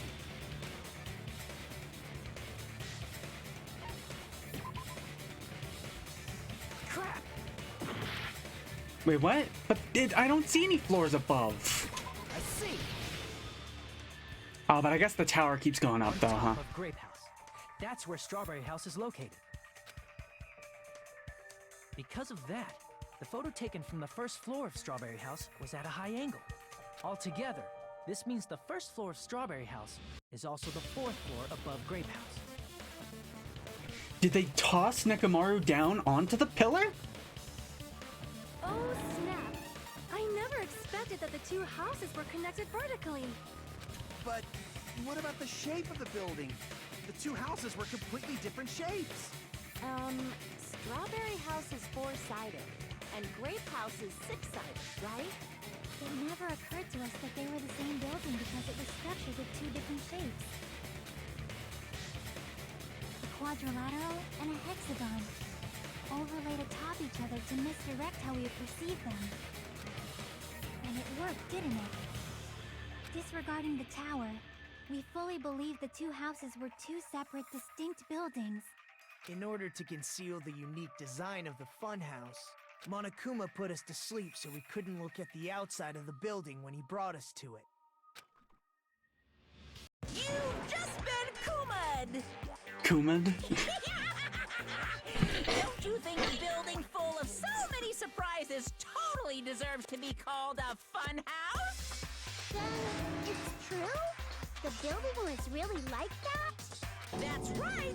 Those two houses exist on different floors in the same building! Constructing a building like that on your own without my knowledge? How horrible! She didn't even know he What built about it. the towers? Are they arranged vertically just like the houses? Yeah, Strawberry Tower and Grape Tower should have also been different floors inside the same building. So it's an Just like elevator. Strawberry House was on top of Grape House. Strawberry Tower was also on top of Grape Tower. However, if they're different floors within the same building, why was Nekomaru's body in both places? Because it's an elevator, you idiot. Precious hammies don't know. But it's so simple. Alrighty then. I'll be the one who solved this mystery in a flash. Please watch me, Miss Sonia. Oh, I see. Do whatever you like. She doesn't like him. Definitely make her watch me. I'm gonna stand out till she notices me. Idiot. Let's see.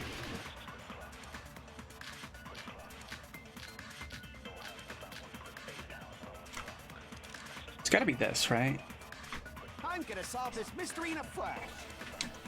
Hurry up, dumbass! One of the bodies in one of the towers was actually a dummy. You mean a fake body? Nekomaru died with a mechanical body. It should be possible to construct a dummy from spare parts.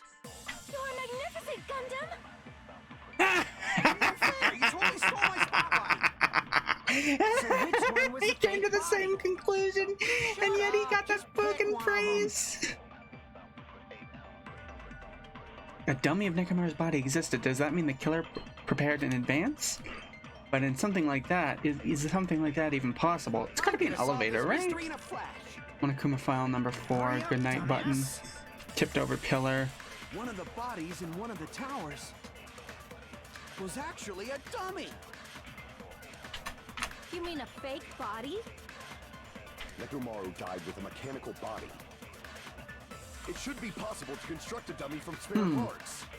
You're I don't know. magnificent, Gundam! No fair! You totally stole my spotlight. So which one was the fake body? Shut up! Just pick one of them. Dummy of Nekomaru, does that mean the killer prepared in advance? Or is that something like that even possible? I'm gonna solve this mystery in a flash. Why am I on the broken doorknob? Hurry up, dumbass! One of the bodies I don't know what to... a dummy! Okay. No, that's wrong.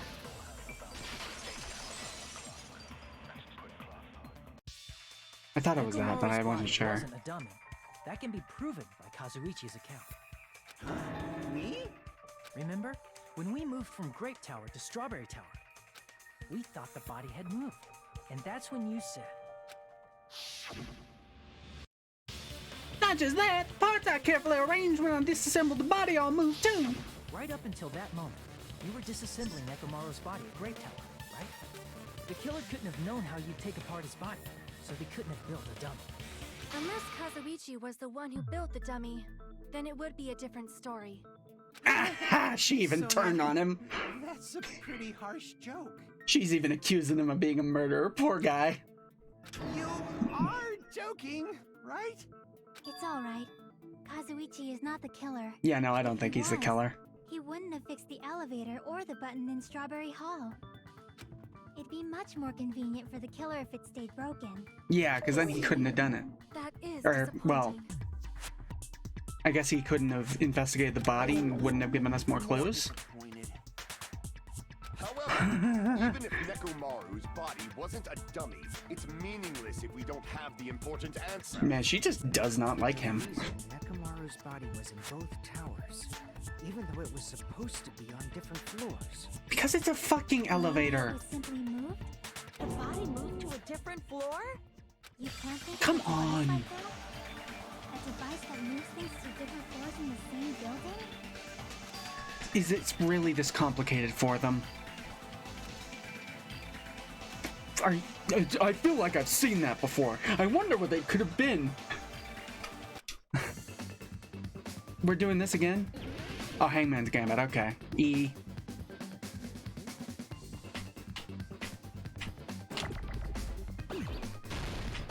Get out of here. V, you're not in this. Elevator. You don't come up for a while, so elevator. Where's the E? There it is.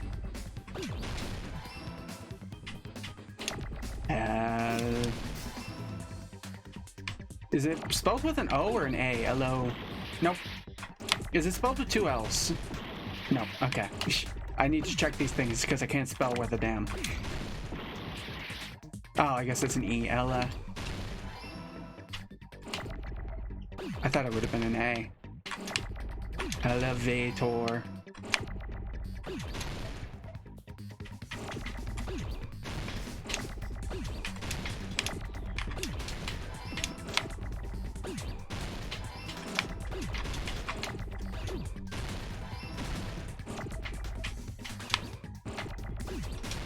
Elevator. I wonder what it could have been. Was it an elevator? You must be talking about an elevator. What? Are you saying Nekomaru's body was transported using an elevator? Yeah. Where the hell is this elevator anyway? It's the tower itself. The inside of the tower is one big elevator. You figure we would have been it. Oh wait, but it was black Means up the top, tower huh? is designed so that the whole room goes up and down like an elevator. So whether you enter from Strawberry Hall or Grape Hall, it all leads to the same room, right? So that's why we could only enter it from one side or the other. Now that you mention it, sometimes when I pressed the door button, it took a while for it to open. I see. We were basically waiting for the room to arrive, just like an elevator. Please hold on. If the inside of the whole tower ascends and descends like an elevator, then why is there a picture of a strawberry on the far back door when you enter from Grape Tower?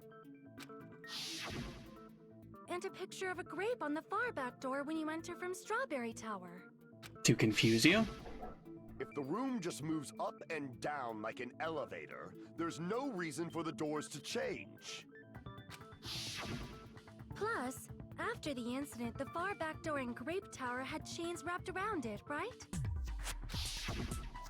But when we entered Strawberry Tower, those chains were gone. Not just that, but if I remember correctly, even the doorknob was broken off. There are too many strange things. Was that tower really an elevator? When you see people and things, make sure you focus on the good parts instead of the bad. What did you say? So, let's put aside what's changed and focus our attention on what hasn't. Why do we have to do that? It's fine. Come on. What does everything that hasn't changed have in common? The thing that didn't change when we moved between the two towers. The floor includes the body, the pillar, and the oil. We've been talking about that stuff for a while now. There shouldn't be anything strange about them, not even the fact that they all moved with the elevator. The one thing that all have in common, they were all Nekomaru's parts. They were all huge. They were all on the floor. They were all heavy. Were they all heavy? That would include Nekomaru's body and the pillar. What about the oil? Oh, I didn't consider the oil part. That includes the body and the pillar with the oil. We've been talking about this stuff for a while now.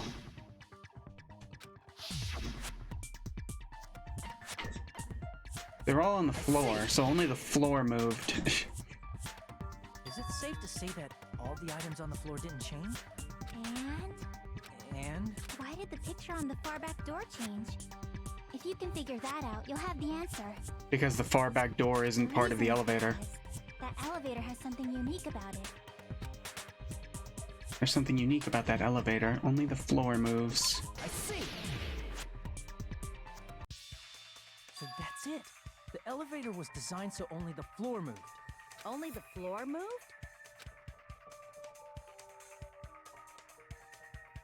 Which means the whole room wasn't an elevator, only the floor was. That's why we saw different doors in each tower. Which means on the first floor of Grape Tower, the door on the far back wall had a strawberry design. And on the fourth floor, which was Strawberry Tower, a different door on the far back wall had a grape design. Then, where do the different floors lead? I want to say they lead outside, but they're probably just for show. Just for show? Why was something like that necessary? So we'd falsely believe that the doors were connected to where their picture signified.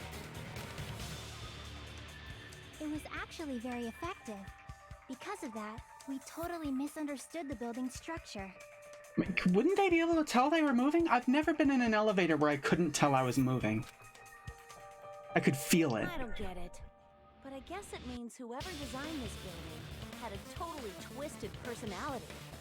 That would be Monokuma. Don't blame this on me. Take responsibility for yourself. Then I'll take responsibility and gently caress you. Ugh. What? Swing! Wait, there's no way that's gonna happen. Stop with the tasteless jokes. By the way, what does the chain on the far back door in Grape Tower mean? It was probably wrapped there by the killer to keep us as far from Strawberry Tower as possible. Why? Because of that chain. You guys thought you couldn't enter there, right? Like you said, I could probably use these parts to repair that button, but seriously, hold on. Even if you repair the button, what's going to happen to the chain on the other side of the door? Chain? The door that leads to Strawberry Hall has a chain wrapped around the doorknob. Even if you fix the button on Strawberry Hall side, the door won't open as long as the chain is there. You don't need to worry about that at all. Huh? The killer destroyed the Strawberry Hall button, so we'd stay away from Strawberry Tower. Everything was done to tamper with the evidence, so we wouldn't find out about the secret of the funhouse. The appearance of a body in the tower would contradict what we thought we knew about the building. In that situation, if we'd gone to Strawberry Tower, we'd have seen that contradiction firsthand.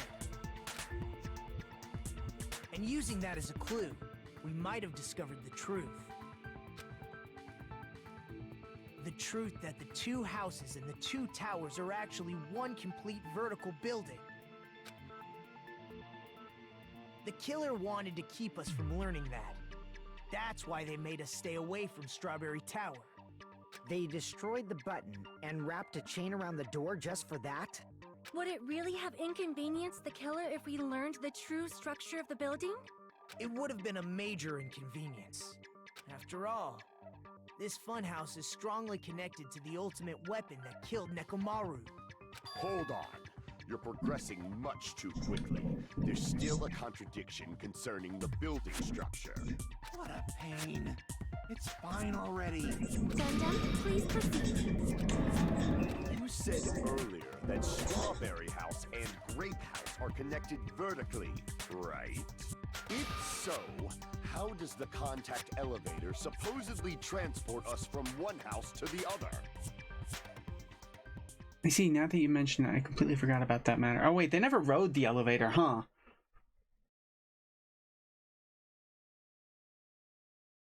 Now that you mention it, I completely forgot about that matter. If that elevator moves vertically, then when your back is facing the elevator, both towers should be on the same side.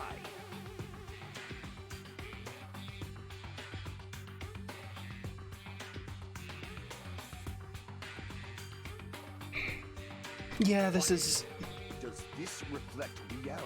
Yeah, the elevator should be on the opposite side, so it's gotta twist around the building.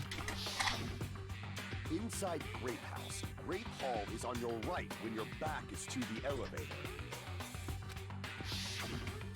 And inside Strawberry House, Strawberry Hall is on your left when your back is to the elevator.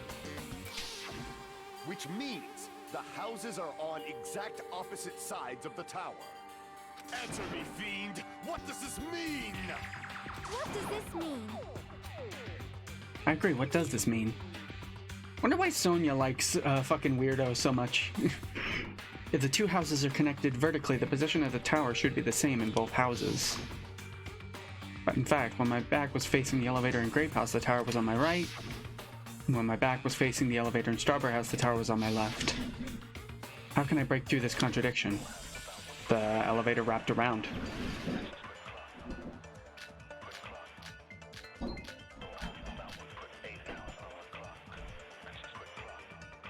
Let's see, contact elevator, is it that? Fuck. Kazuichi's account is what I think it would be, so let's see. Contact elevator, where's contact elevator?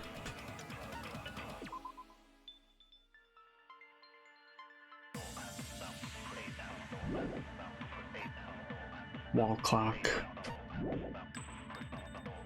Contact elevator. Nagato's sudden appearance. Kazuichi's account. However, at both houses, if the the towers are in opposite directions.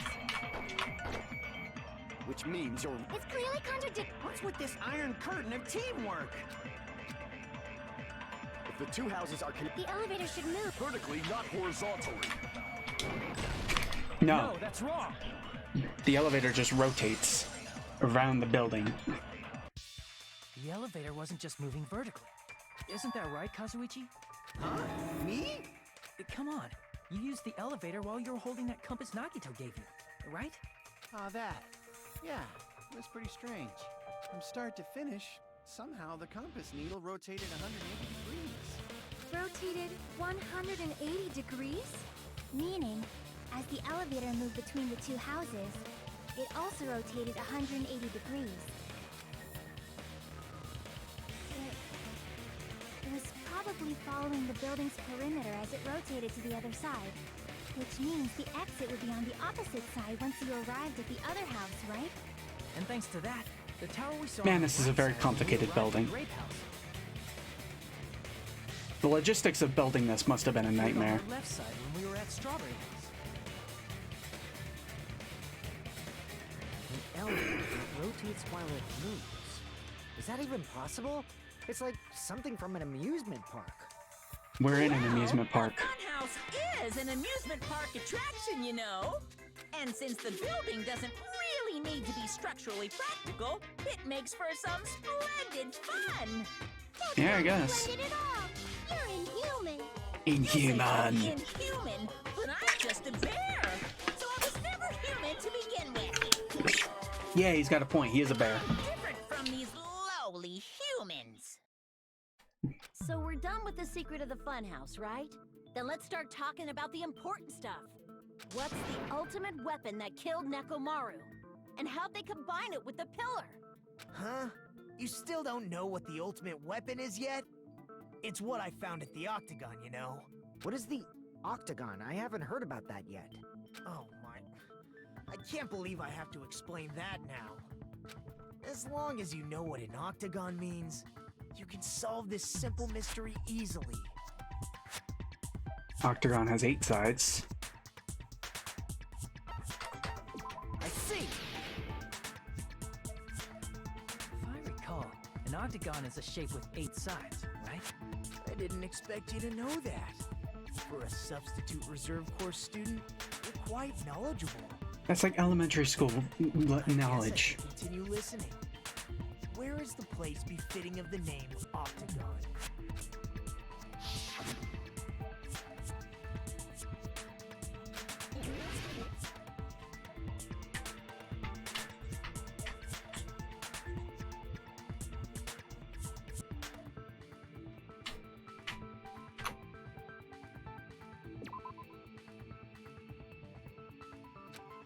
Crap!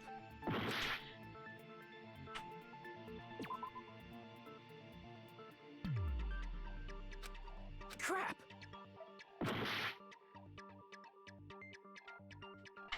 Octagon.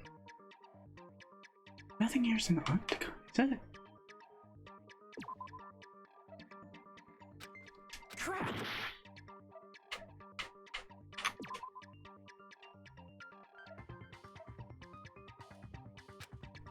Crap!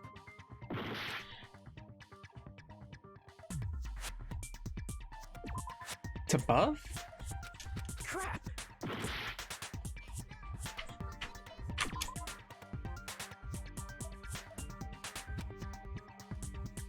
Crap!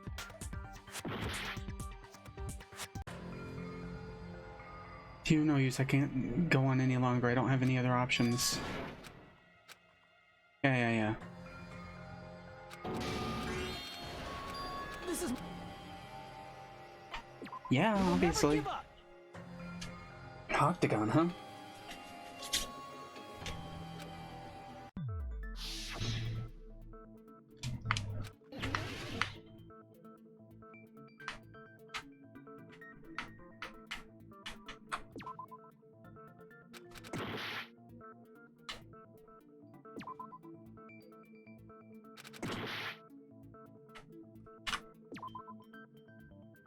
Crap!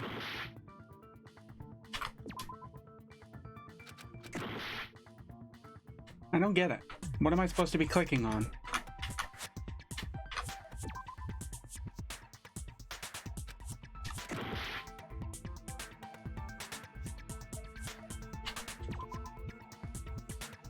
Crap! What? Crap!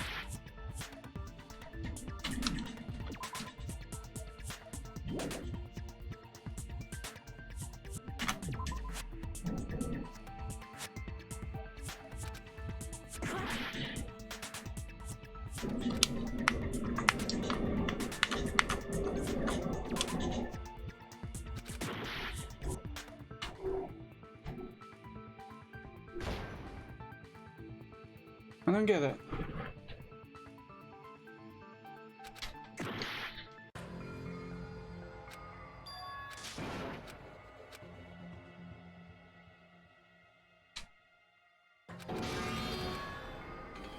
We will never give up.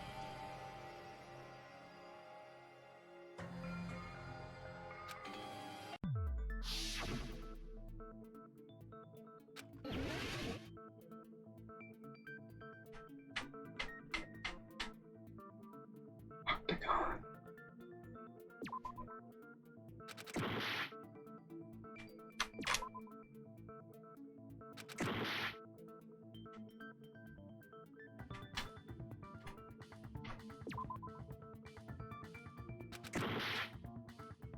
I don't get it.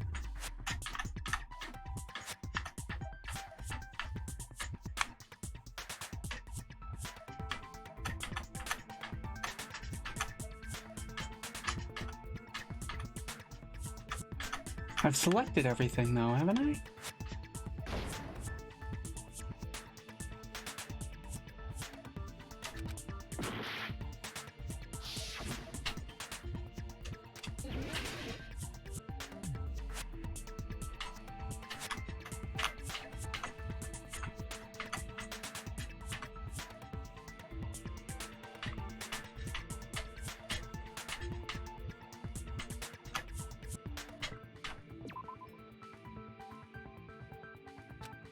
Crap!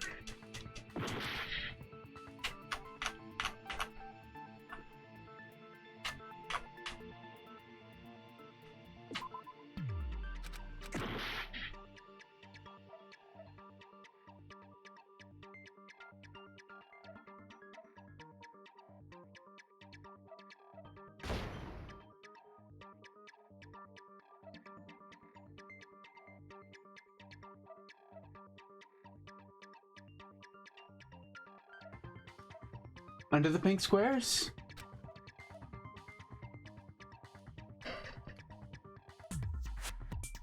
Hey there, Cole's employee from 2020.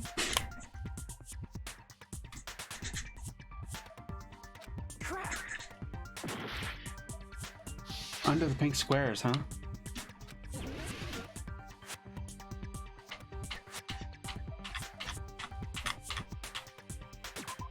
This? No. Crap!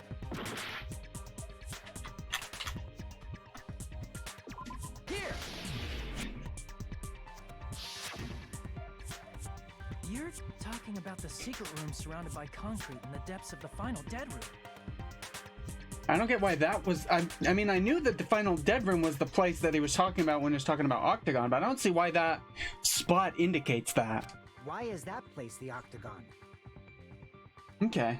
Well, thanks for the help. I wouldn't have gotten it. You know how the four-sided strawberry house is on top of the six-sided grape house? If you cut a four-sided shape out of a six-sided one, you get 8 edges. It becomes an 8-sided shape.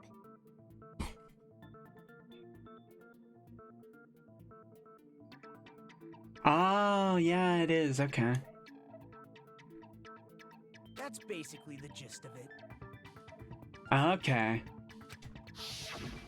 The true identity of the Octagon is that secret room in the depths of the final dead room. In actuality, that place contained various weapons. Then the Okay, that ultimate makes weapon is sense. there too? That's a little different. I learned the true identity of the ultimate weapon at the Octagon. Learned? The true identity of the ultimate weapon is the Funhouse.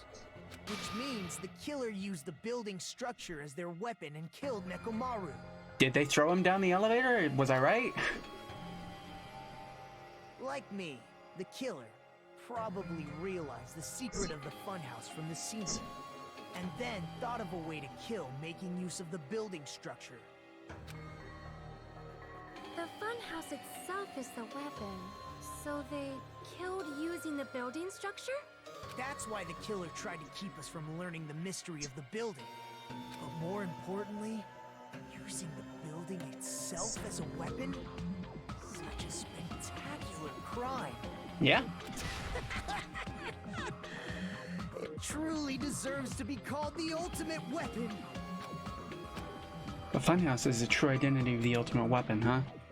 What does this mean? How does the killer use that to murder Nekomaru? And who's the killer who did that? I would really love it to be Nagito.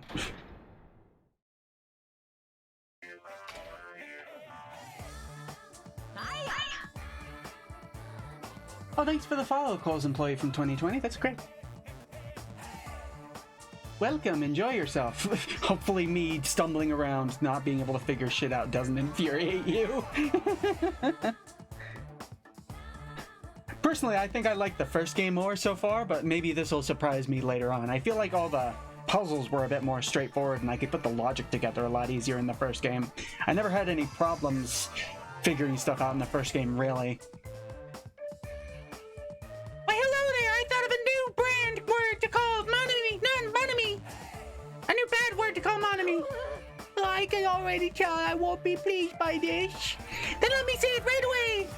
I'm already used to insults and slander. There's no way I'll get hurt by a mere word. Monami is a serious stuff-fatally. Stuff-fatally? Stuff-fatally! That's much more straightforward than I expected, stuff-fatally. That's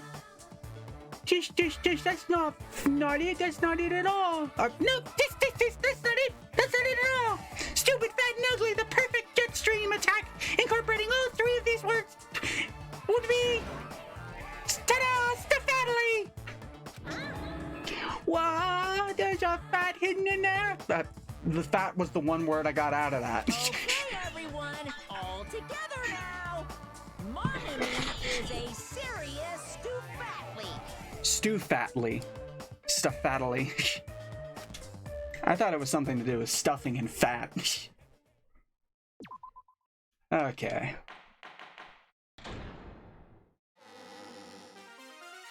Hello! I hope your day is well. I'm trying to force myself to be more energetic, or else my mental state won't be able to keep up. Why does she give this recap every single time? Like crazy! I might as well have a laid-back, so what attitude and go ahead with high energy. Yeehaw! Ah, but be careful that your batteries don't run out for various reasons. And just like I say each time, don't forget to save frequently. Thank you. I never expected the funhouse itself to be the ultimate weapon. Oh well, let's just press on ahead. Is it really alright to accept a situation so easily? I mean, that's not what's important. The thing that's really important is the killer who used the building structure. Like, who's Mekumaru's murderer? But is it really okay to believe the building is the weapon? Nagito said it, you know. There's no way I'd lie at such an important moment. I don't want to die either. What happened to the bastard who kept saying how much they didn't mind dying? He's right. There was a time when I thought I could become a stepping stone for your hopes, but I will sincerely retract that remark. Retract? I prefer the suicidal Nagito. If this was a murder for the sake of hope, I'd happily sacrifice myself. You say such falsehoods, per usual. There is no such thing as murder for the sake of hope. Murder is simply murder. Forcibly sacrificing others for one's own desires. Even one as diabolical as I would avoid such actions. Yeah. It's fine. Let's just leave him alone and find out who killed Coach Nekomaru as fast as we can. Yeah. You know, it's not like I'm getting hungry or anything, you know. Akane, you were drooling waterfalls? Nagito, as usual, I can't tell what he's thinking. I have no idea if he's serious or not. Anyway, if the killer used the building structure, why don't we think about how they used it? How they killed Nekomaru. It might be better if we clarify the cause of death first, don't you think? Nekomaru's cause of death, huh? He fell, right? He was horribly damaged, as if he was beaten senseless with a blunt object. But if he was beaten with a blunt object, it wouldn't be a kill that utilized the building structure. So what is Nekomaru's cause of death that also utilizes falling? I see. That's it. I think he might have died from falling. Died from falling? If the funhouse's secret is that it's a structure where both towers and houses are vertically connected, then the killer made use of its height and caused Nekomaru to die from falling. Are you saying they pushed him off? Where'd they push him off from? That I don't know yet. Don't just make things up when you don't know the method. Where in that building would you even be able to push someone off in the first place? It might be possible in the tower. You could push him off the 4th floor when the elevator is on the 1st floor. Did you forget how the elevator functions? When it's on the 1st floor, the door on the 4th floor won't open. Saying he died from falling is truly incorrect. You should burn in the flames of hell. But my gut is going crazy right now. If Nekomaru died from falling, where did the killer shove Nekomaru from? If I'm going to reach the truth behind this incident, I need to solve that mystery next.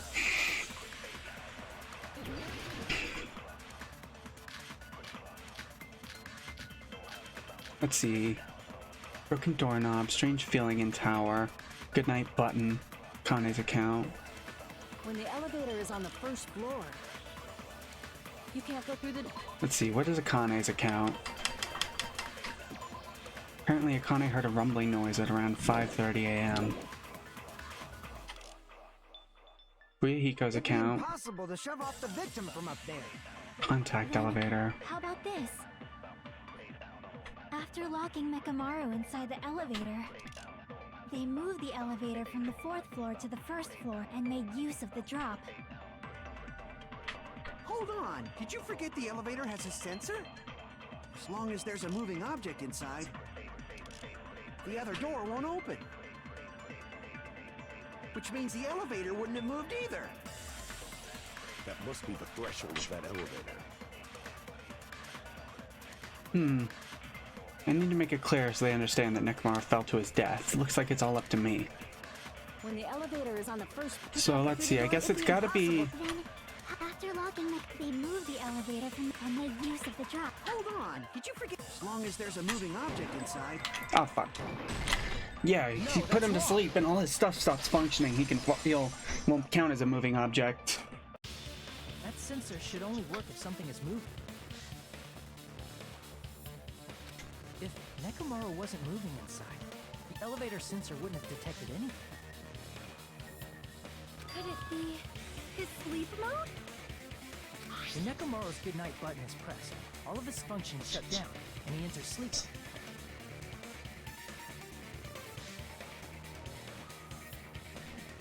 If he's in sleep mode, the elevator sensor wouldn't have noticed it, right? I see. So that's how... However, even if they moved the elevator in that manner, Nekomaru would have just moved along with it. If the wire There kept would him have up, been he no wouldn't drop have. for him to fall and die from. Yes. That's what I was about to explain before Kazuichi interrupted me. Silence, pest! Poor guy. The girl he likes just hates him. Why does she hate him so much, I wonder? Is it just because he's been so attached to her?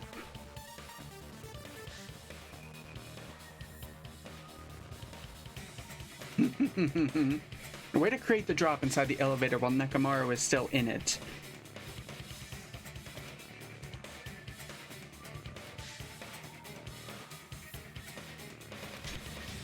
Chiaki seems to have an idea, but what way could that be?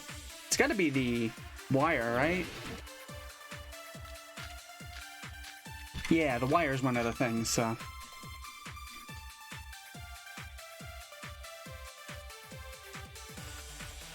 If you arrange it a certain way, you can cause the drop within the elevator. So you're telling us all to think about the arrangement, right? That arrangement is...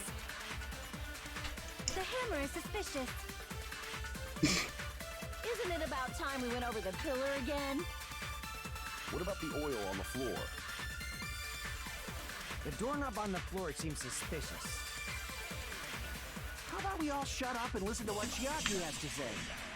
Silence, pest! Yeah! Silence, pest! Don't be so cold. What if I start to enjoy it?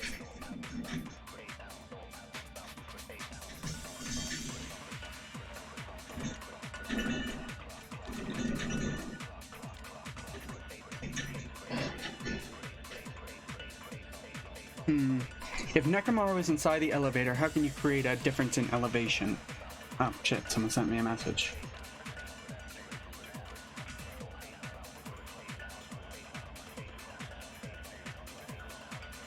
Hold on, I gotta respond to this.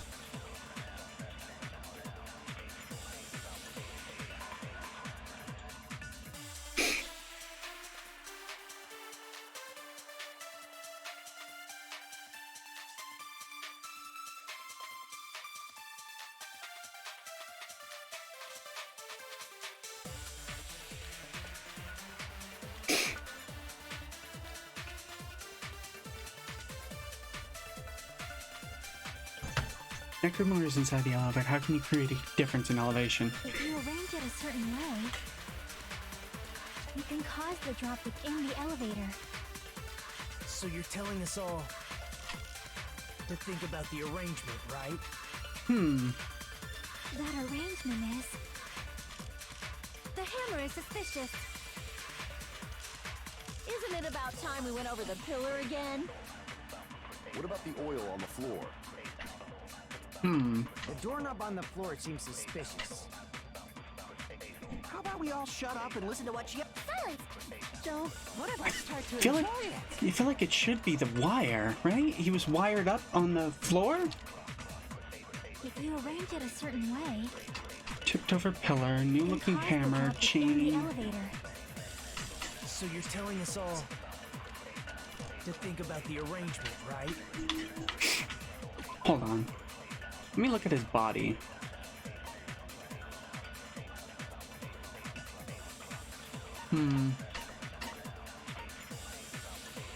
Let's get a chain on him. Chain. Strawberry House is the one above, right? Yeah.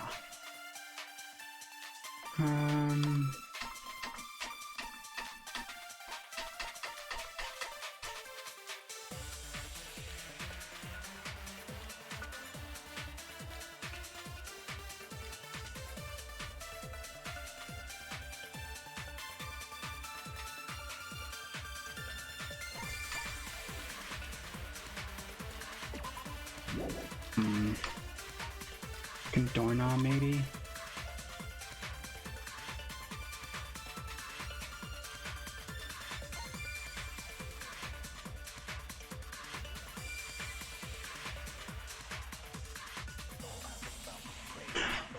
Oh, right, but the grape door would have been on the higher floor because that's the one from Strawberry House. That arrangement is... I think maybe it's the broken The doorknob? hammer is suspicious. Isn't it about time we went... What about the oil on the floor? The doorknob on the floor seems suspicious. Fuck. What? No? I thought the doorknob might have something to do with it, but I don't really know how. You should stop saying that. You should stop saying things that don't make sense and think about this more seriously. Looks like I made a mistake. I should think it over one more time. If you arrange it a certain way, Oil on the you can floor, cause the tipped drop over within pillar. the elevator. So you're telling us all to think about the arrangement, right? That arrangement is... The hammer is suspicious. Isn't it about time we went over the pillar? What about the oil on the floor? The doorknob on the floor seems suspicious. No. Okay. Crap!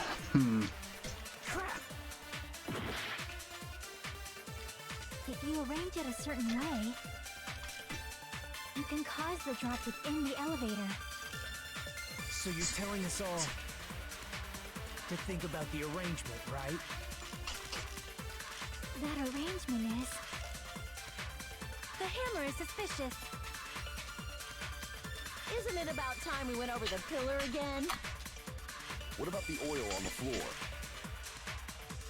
The doorknob on the floor seems suspicious. How about we all shut up and listen to what Chiaki has to say? Silence, pest. Don't be so cold. What if I start to enjoy it? I'm very confused on this one. If Nekomaru is inside the elevator, how can you create a difference in elevation?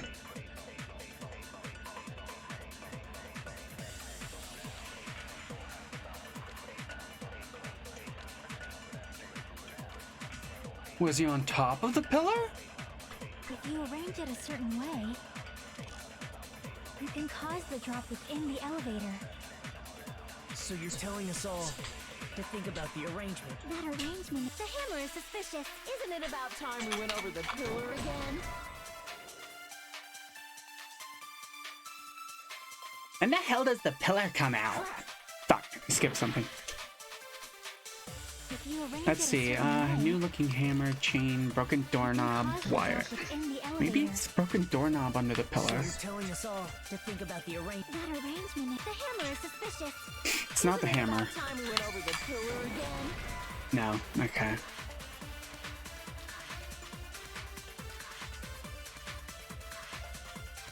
Maybe you throw the pillar and then jump on top of that and... If you arrange it a certain way, you can cause the drop within the elevator. So you're telling us all to think about the arrangement, right? That arrangement, the hammer is suspicious. Fuck.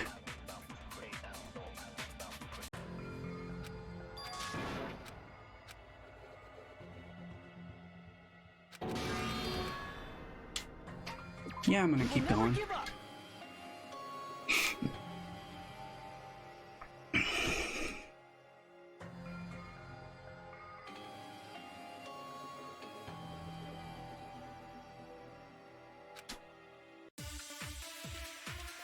Okay. Fire goodnight button, oil on the floor, tipped over pillar, chain, broken doorknob. If you arrange it a certain way, you can cause the drop within the elevator. So you're telling to think about the arrangement. That arrangement, the hammer is suspicious. Isn't it about time we went over the pillar again? No. If you arrange it a certain way, you can cause the drop within the elevator.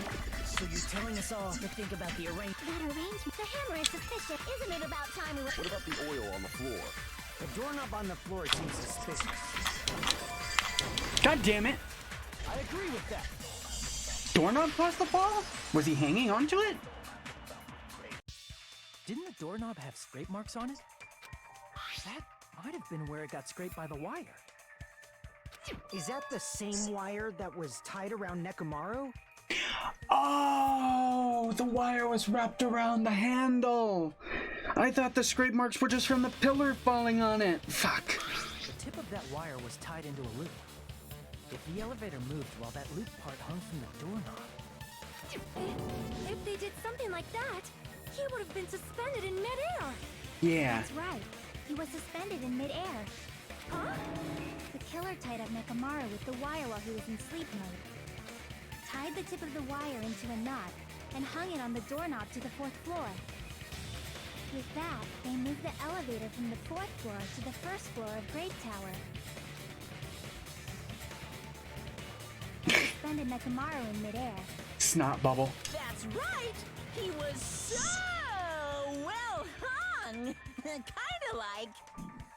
You better not finish that sentence. The killer took advantage of the elevator's unique feature. Only the floor moves.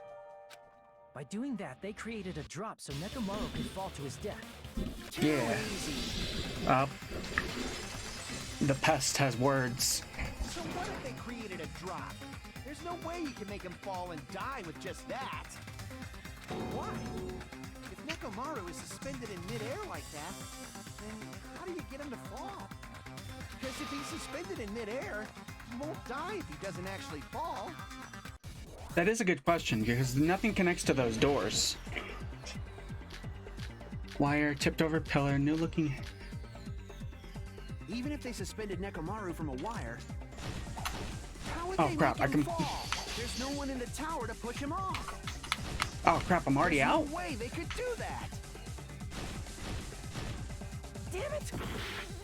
Even if they suspended Nekomaru from a wire, how would they make him fall? There's no one in the tower to push him. There's no way they could do that.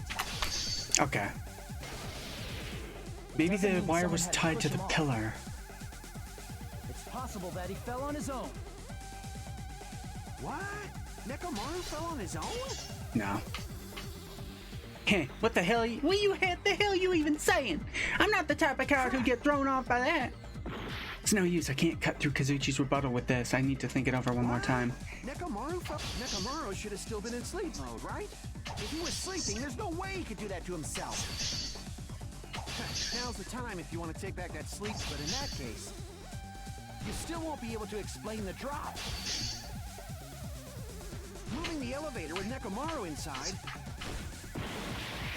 Okay, it's only that one, so I have to... Even if they suspended Nekomaru from a... How would they make him fall? There's no one in the tower to push him off. There's no way they could do that. Oh, his Doesn't mean alarm. someone had to push him off. Oh, his alarm was set, right? It's possible that he fell on his own. What? Nekomaru fell on his own? Nekomaru should have still been in sleep mode, right? Allow me to No, get through he those woke up because of his alarm. What do you think would happen if Nekomaru woke up while he was suspended upside down in midair? What are you saying? Like, how would he even wake up? He has an alarm inside his body. As long as it was armed, it would have deactivated his sleep mode. Which means the killer set the alarm before they suspended Nekomaru. You woke up from an alarm and realized you were hanging upside down and had no clue why. If something like that happened to you, you would start panicking a lot, right? Yeah, I guess. Instinctively, your body would start moving. Nekomaru probably did exactly that. And then, in order to make it fall from the force he was generating, the wire was hung on the tip of the doorknob so it would easily slip off. And now someone's gonna try and claim that we were already there before that time, right? In actuality, the scrape marks caused by the wire were near the tip of the doorknob, right? But Nekomaru didn't fall because the wire came off, right? He fell because the entire doorknob came off. When Nekomaru awoke, he must have struggled much more than expected, which caused the doorknob to break off. Was that unexpected for the killer too? Well, that's probably it. If they knew it'd leave behind evidence like that, they would have at least tried to do something to cover it up. The killer didn't expect the doorknob to come off. The reason that even happened was because...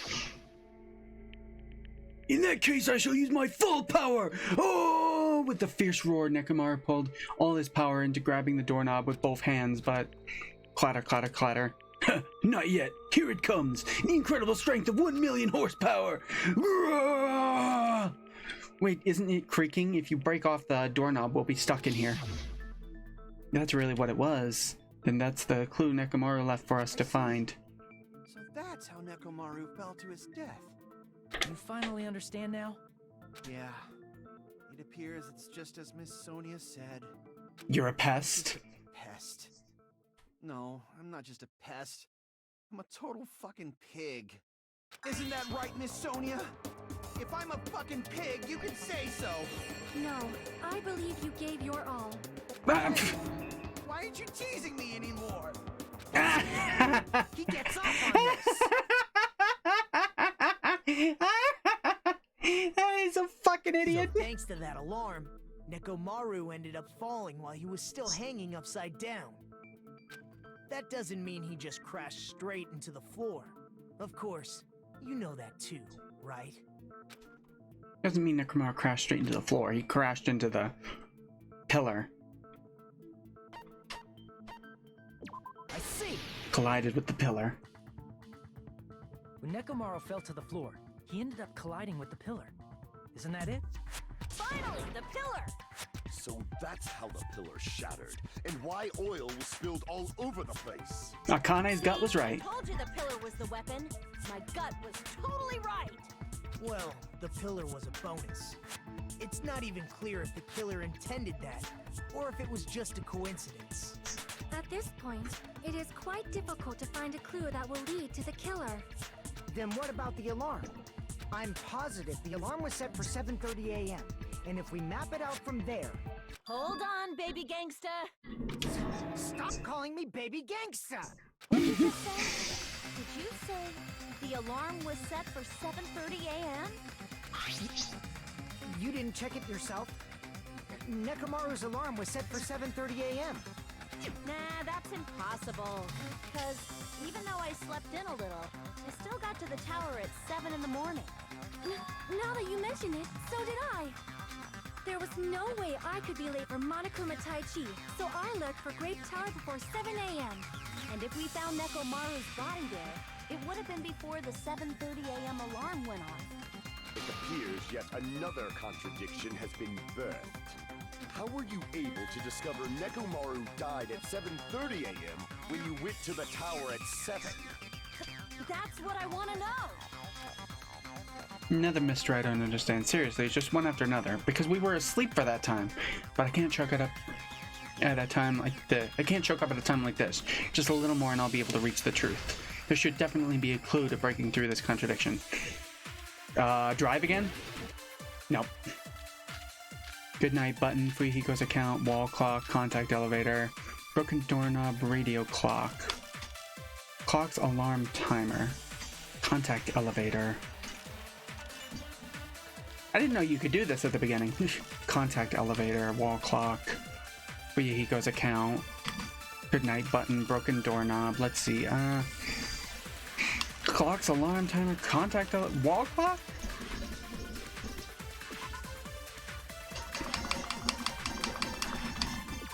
At 5:30 a.m., the alarm of wall clock in the lounge on Strawberry House's second floor started going off. Fuyuhiko was in the lounge by coincidence and managed to stop the alarm, but Kazuichi and Gundam rushed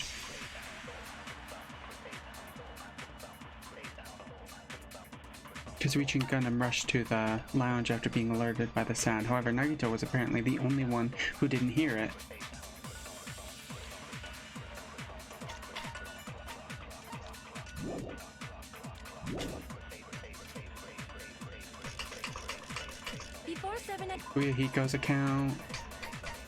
Fuyuhiko's account. Apparently, Fuyuhiko saw Nekomaru walking toward the first floor of Strawberry House at 5 a.m.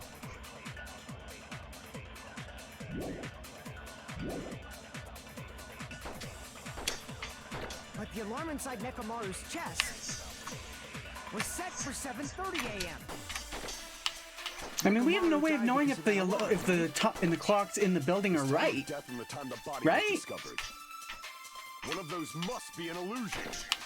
The killer probably did some tampering. They probably messed with the clock inside Nekomaru's chest. Oh, That's gotta be it! fuck, was that Fuyuhiko's account?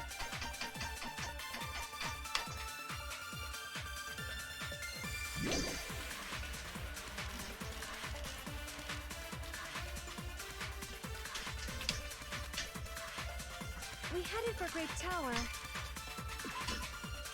Wall clock.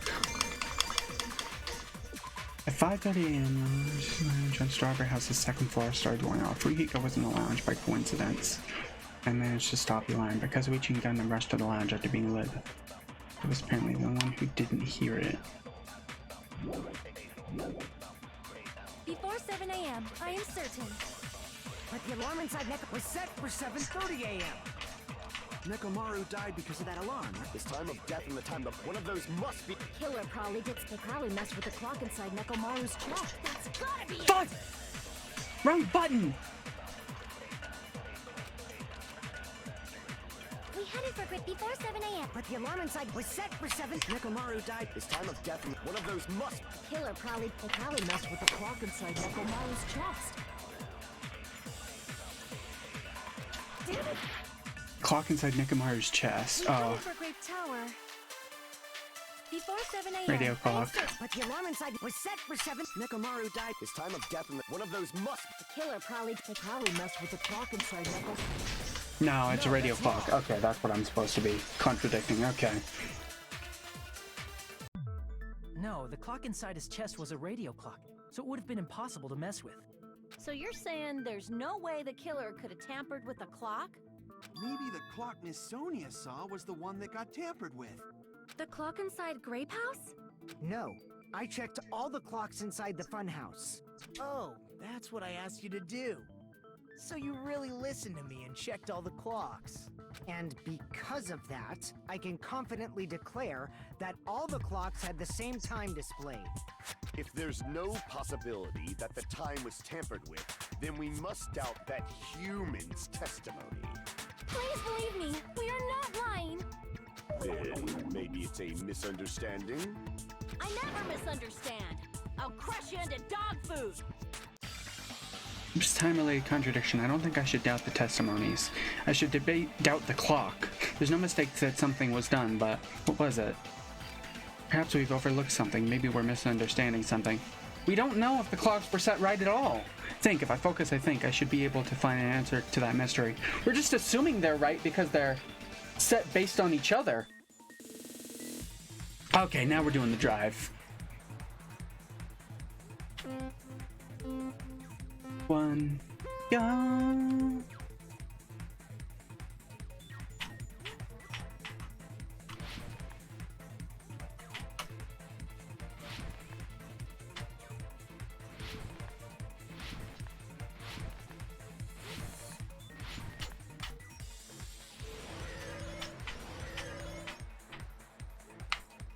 What did Hajime and the others misunderstand? The time in the building, who the killer is, where the murder happened.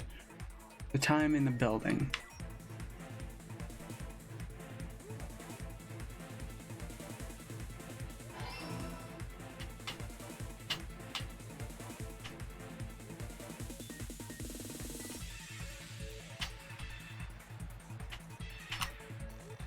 Uh-oh. Woo! Woo! Woo! Woo! Okay. Question 2. Which clock was tampered with? Nekomaru's radio clock, the building's clocks.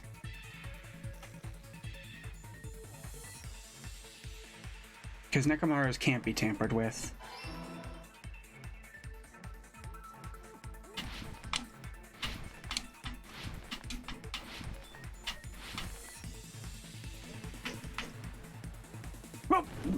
Fuck.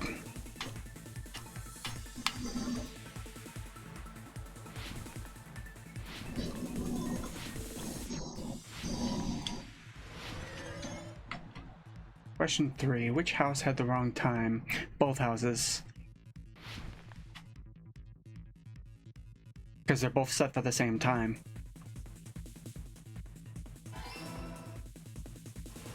Ooh, we're going 4? Oh, no. Time in the building's clocks, both houses. Okay. Got it. You said you checked all the clocks inside the building. Isn't that right, Fuyuhiko? Yeah, none of the clocks had the wrong time. But what if all those clocks had been messed with? What? All the clocks? So even if you checked all the clocks inside the building, there's no way you'd have noticed it. I see. So the killer messed with the time inside the whole building by changing all the clocks. So that's what it was. There's no way I would have noticed that. This is truly fantastic! Now's not the time to be pleased. More importantly, how much was the time off? 2 hours. She's right, that's the main problem. We need to clarify how much the time was off after the killer messed with the clocks. It's definitely the next mystery. I'm going to reach the truth in one go.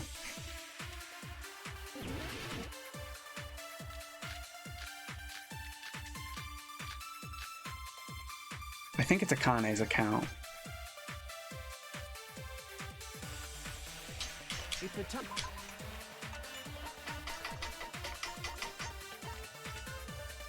5:30 a.m. Yep.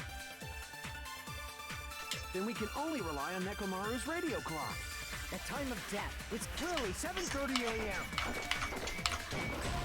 Nope. Okay. What? It's the fact that the clock in Nekomaru's chest is correct, right? So he died at 7:30 a.m. Instead of looking for flaws in our argument, how about you try thinking a little more seriously? If the time in the building was, then we can only rely. The time of was clearly 7. The problem is, what time is 7:30 in our time?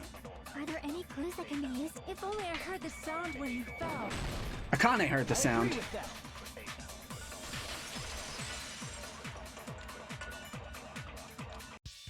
That's right. We should have heard the sound he made when he fell.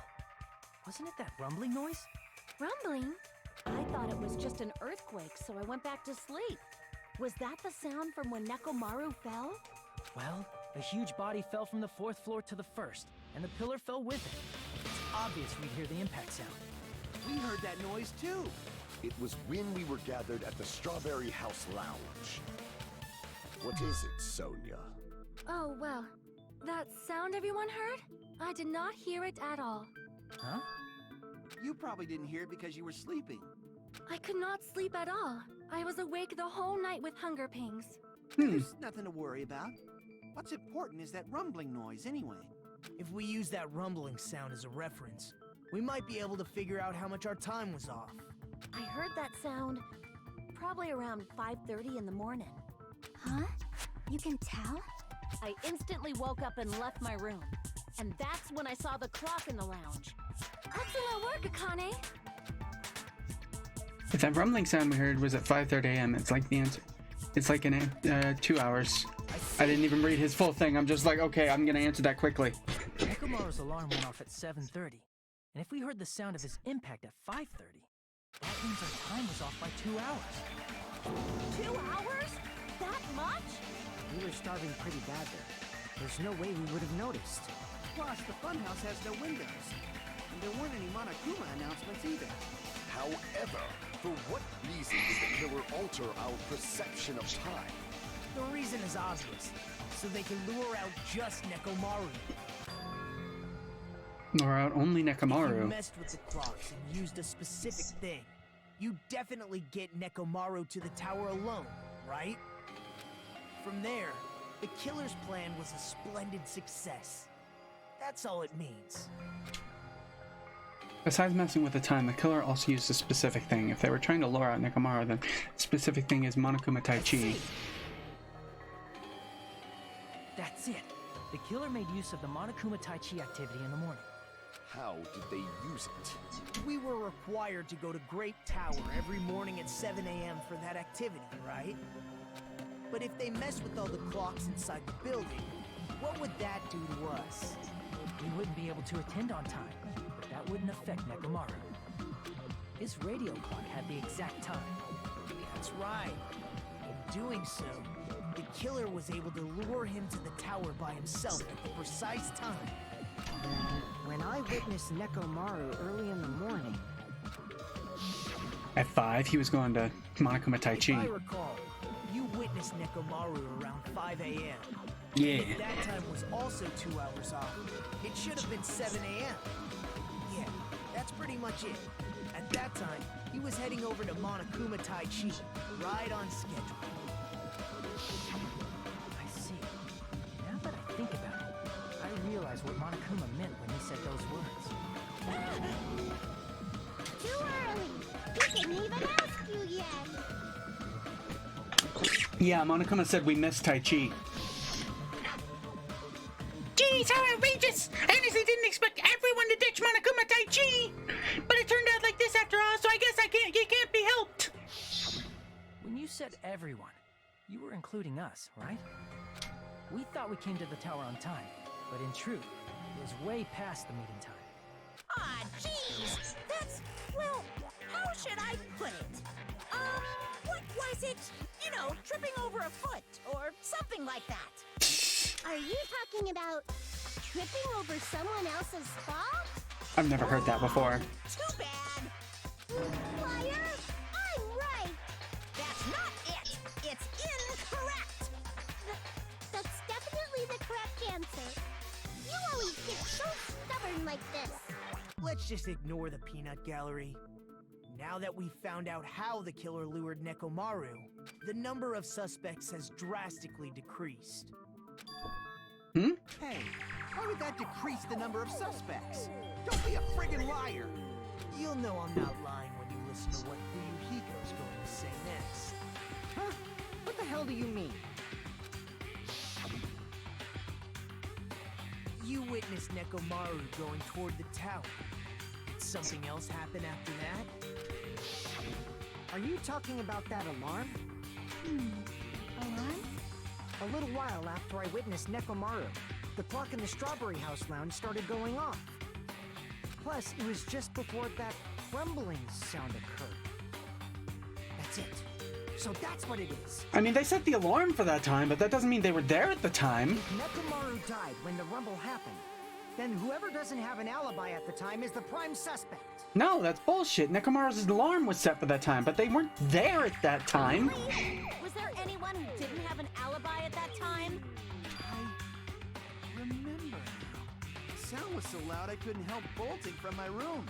But there was one guy. Why do you who think that never- alarm was set in the first place? To give someone an alibi?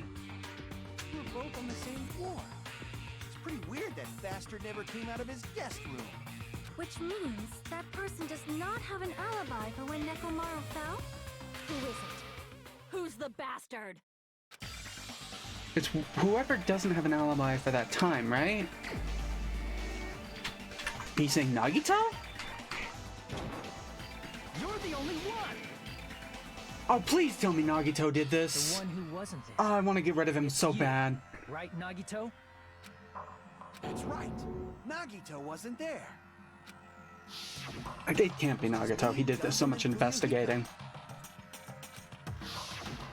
You didn't come out, even though the alarm was going off like crazy. He's the only reason we've gotten this far. I doubt it's him. In your room, were you? If that's the case, where were you? Please, say something. If you don't hurry up and answer, I'm gonna suicide dive you! Is that a wrestling move? If I may be frank, even if I wanted to go to the lounge, I couldn't. You couldn't? What do you mean? It's merely the foolish talk of the weak. Not only did I not hear the alarm, I never even heard that rumbling sound. He couldn't? You're definitely fucking lying. However, that is also true for me. It is obvious that I did not hear the alarm in Strawberry House. But I did not hear the rumbling sound either. Is that not strange? I mean, everyone else heard it. To be honest, it's not just them. The same goes for me too. So there's good soundproofing in the I was in a pretty deep sleep. really good rooms, and Fuyuhiko had the other really good room, didn't he? So he wasn't there. So he heard the alarm because he wasn't in his room.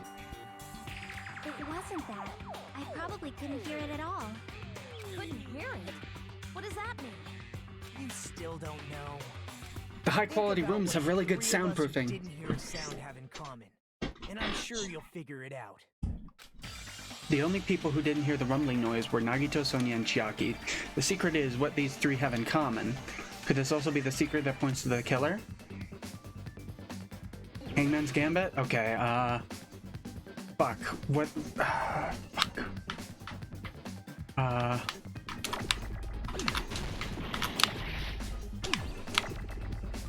think it's this. No. This? No. Fuck, I don't know what the word is.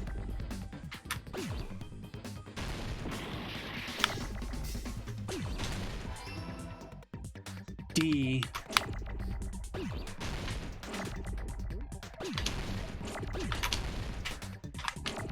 Deluxe rooms?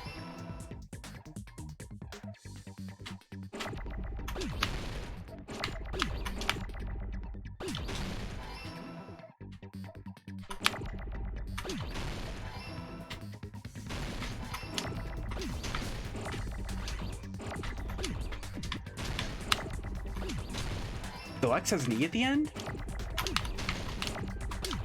Room.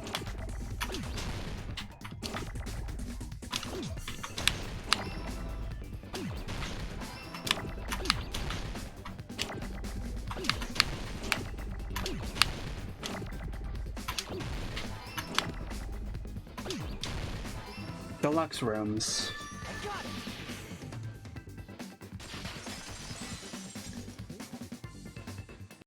Nagito, Sonia, and Chiaki. The three of you were staying in deluxe rooms, right? If I recall, the deluxe rooms are... The guest rooms are divided by quality grade. The deluxe rooms is soundproof and has excellent air insulation. The standard rooms may have so-so insulation, but it's still pretty decent. And the crummy rooms have severe airflow and draft problems. The reason we could not hear the rumbling noise. That's right.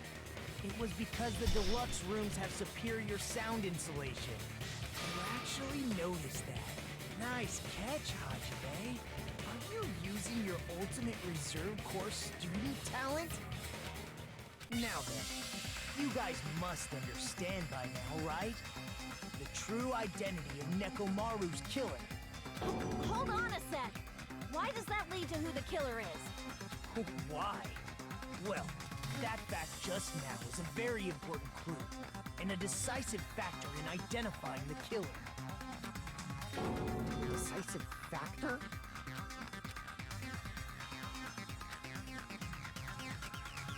The killer who murdered Nekomaru.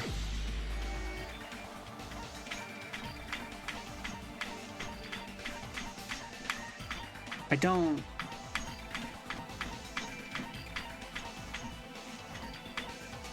Is it Fuyuhiko? No, I don't think he'd murder someone at this point, right? Crap! Is it Sonia? If it's Chiaki, I'm gonna be sad. She's the best character. Crap!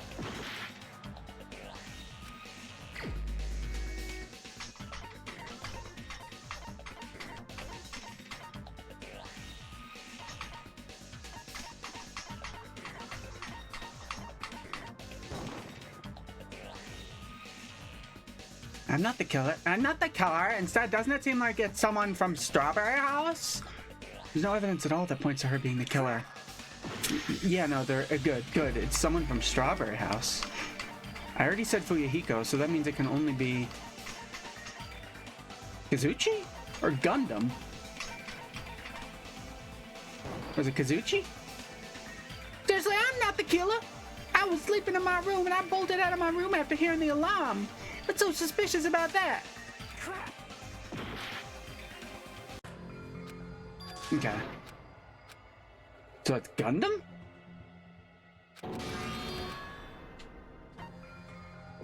We will never give up! Because we've already said it can't be Nagato, right? And I already tried Fuyuhiko. Gundam? You're the only one! Damn, Gundam! I wasn't expecting Gundam. There's something I want to ask you. When the alarm rang at the Strawberry House Lounge, you rushed over there too, right? What's wrong with that?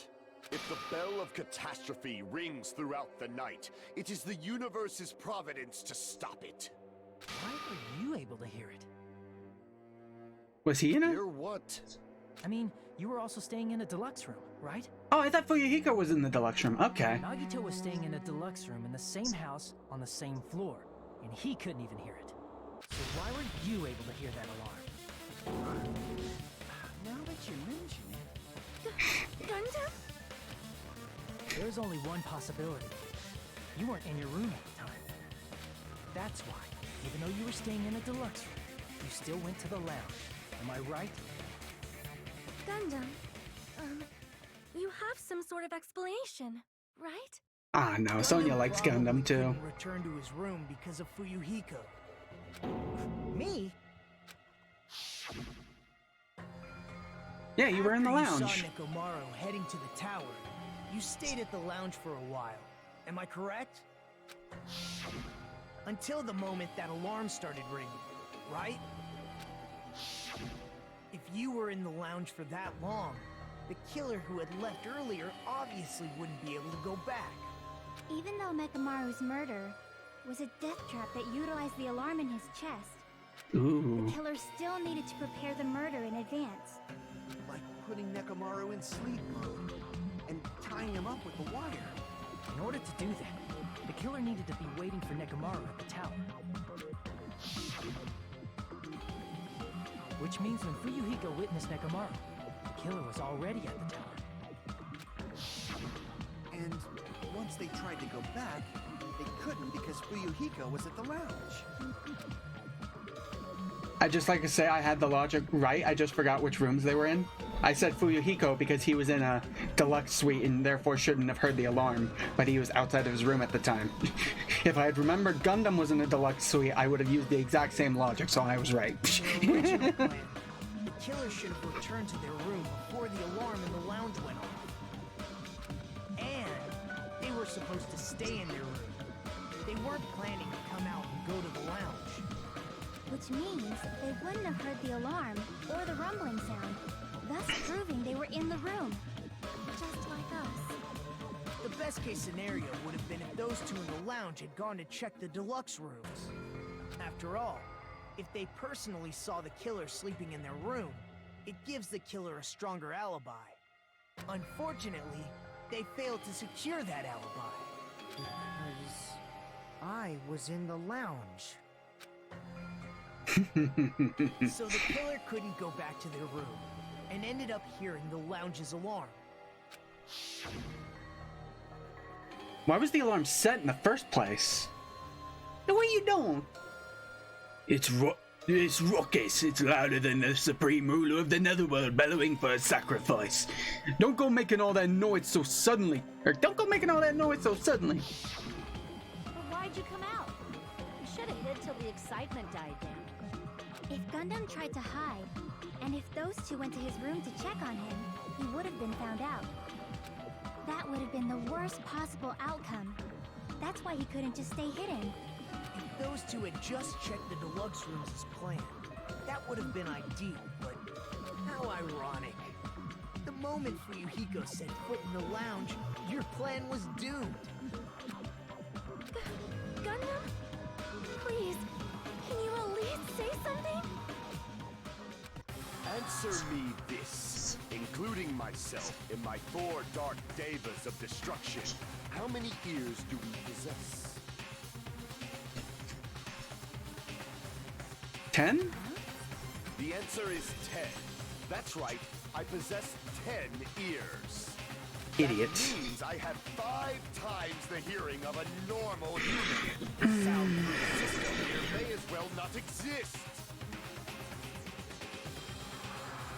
Is that I don't like Gundam. He's so stupid. You bastard! Do you understand the situation you're in right now? Do not panic. The truth shall now commence. At the time, I left my room to go to the bathroom. By coincidence, I heard the alarm.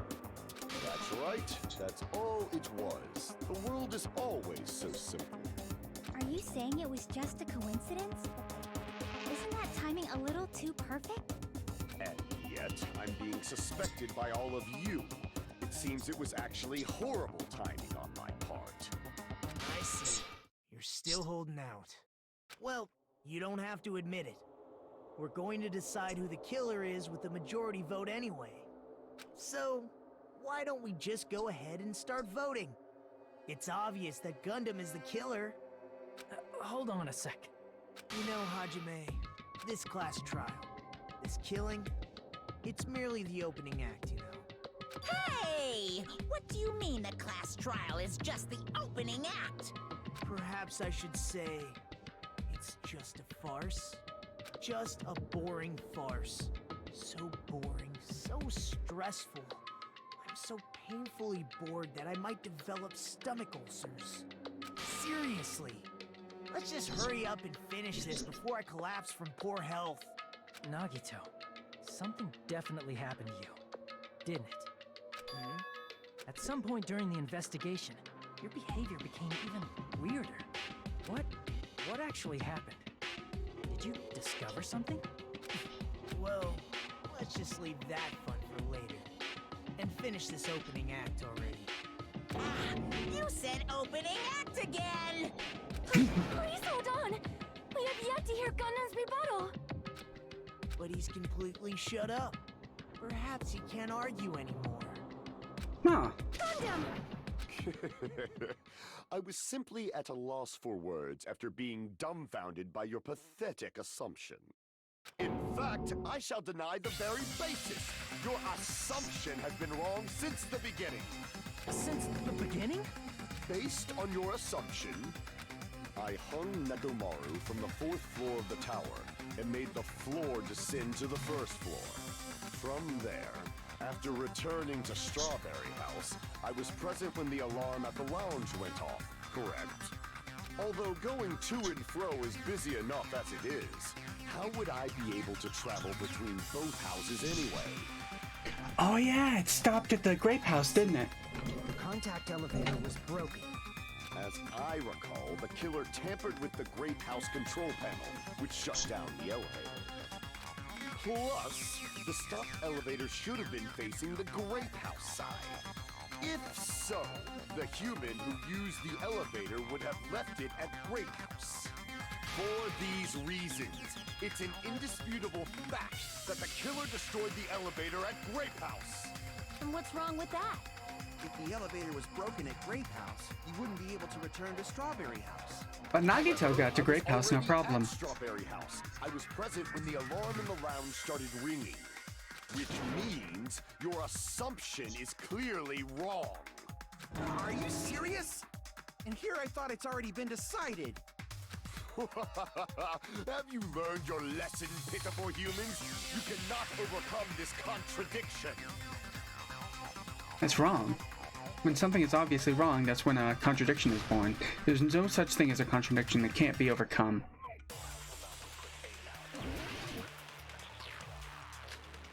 Good night button, free wall clock, contact public, radio clock, broken doorknob, good night button, Fuyuhiko's account, That elevator was wall clock, contact only means of travel elevator. between the two houses. As long as that elevator was broken, You're a sub. Clock's alarm timer. Which one is this?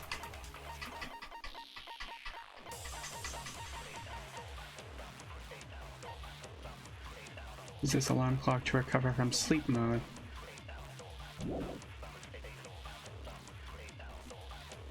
Plus, the elevator was broken at Grape House. What is Fuyuhiko's account?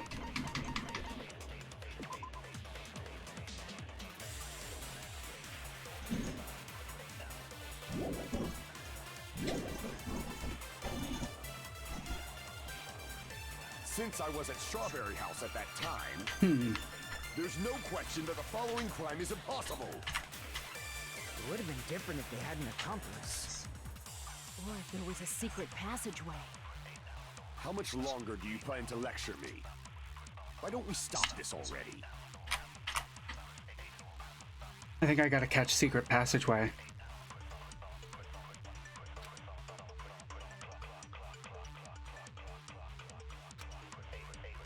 That elevator was the only means of travel between the... As long as that elevator... I think I gotta grab secret passageway. If the killer cannot... Since I was at Sharp, there's no question that the following... It would have been different if they... Or if there was a secret passageway. How much longer? Why don't we stop this already? Because Nagito got to our side just fine. No, it wasn't. No, that's wrong.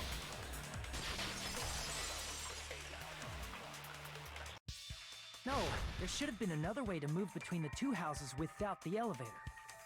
Such a method does not exist. Then why don't we ask the person who actually used that method? Nagito. You're the only one! Nagito, you should know. What are you talking about? Don't play dumb. You appeared so suddenly that one time because you used that method, right? Nagito, why are you here? Because I showed up.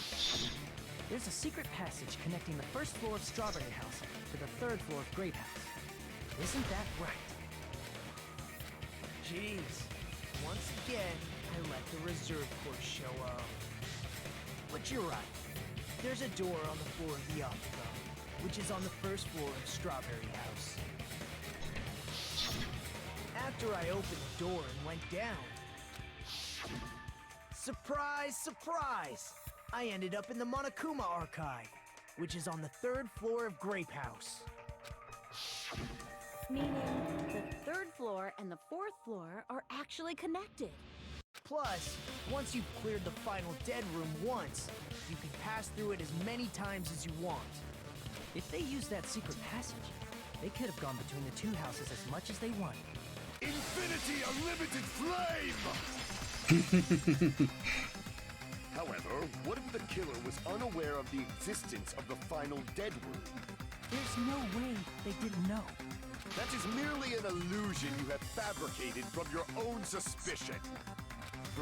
If you value your life, you should stop with your scrutiny.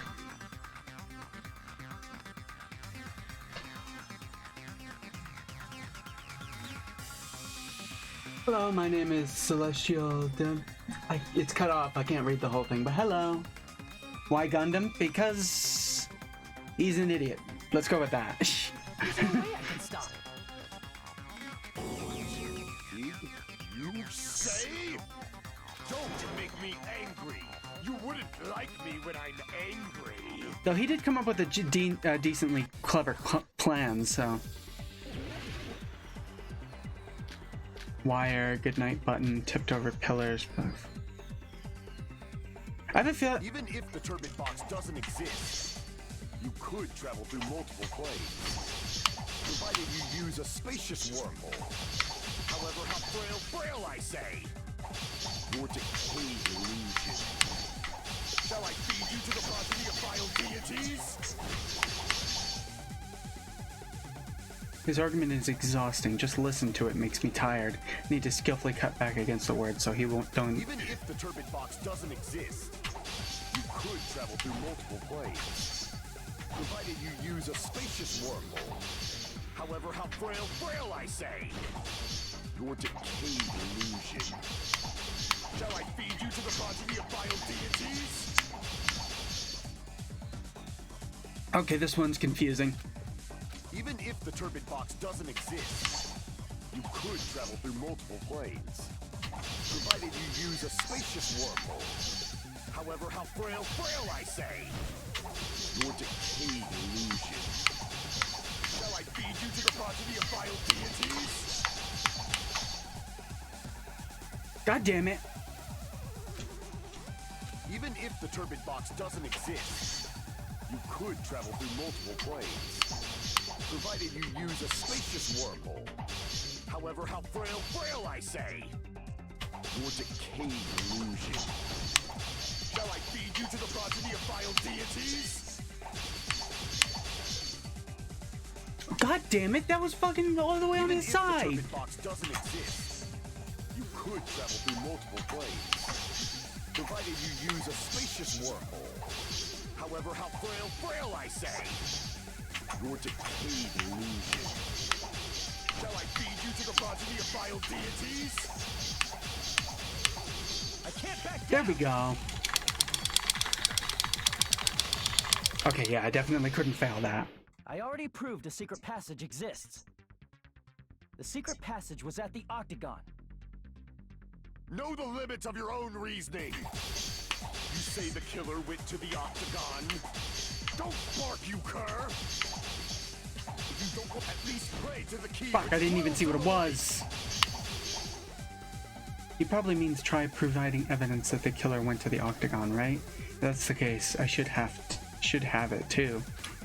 The key which dwells in the light that will break through the darkness. Know the limits of your own reasoning. You say the killer went to the Octagon. Don't bark, you cur! If you don't want to drown in the maelstrom of blind confusion, at least pray to the key which dwells in the light!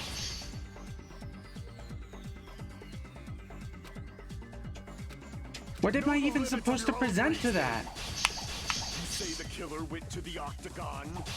Don't bark, you cur! If you don't at least pray to the key which dwells in the light!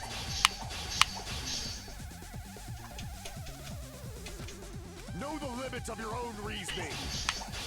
You say the killer went to the Octagon. Don't bark, you cur! If you don't want at least Fuck! to the key which Keep dwells in the accidentally light. clicking that. Know the limits of your own reasoning. You say the killer went to the Octagon.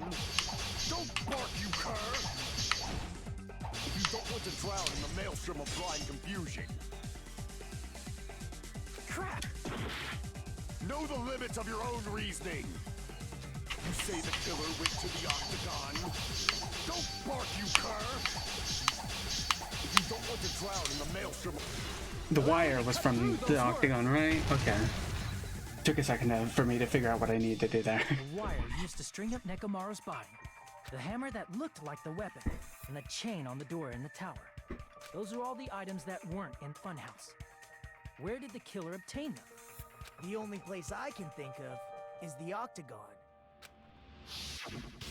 There were various weapons and tools there. I'm pretty sure I saw stuff like wires, hammers, and chains too. Yeah. Since those items were used in the crime, there's no doubt that the killer went to the Octagon. If that's the case, they obviously know about the secret passage too, right?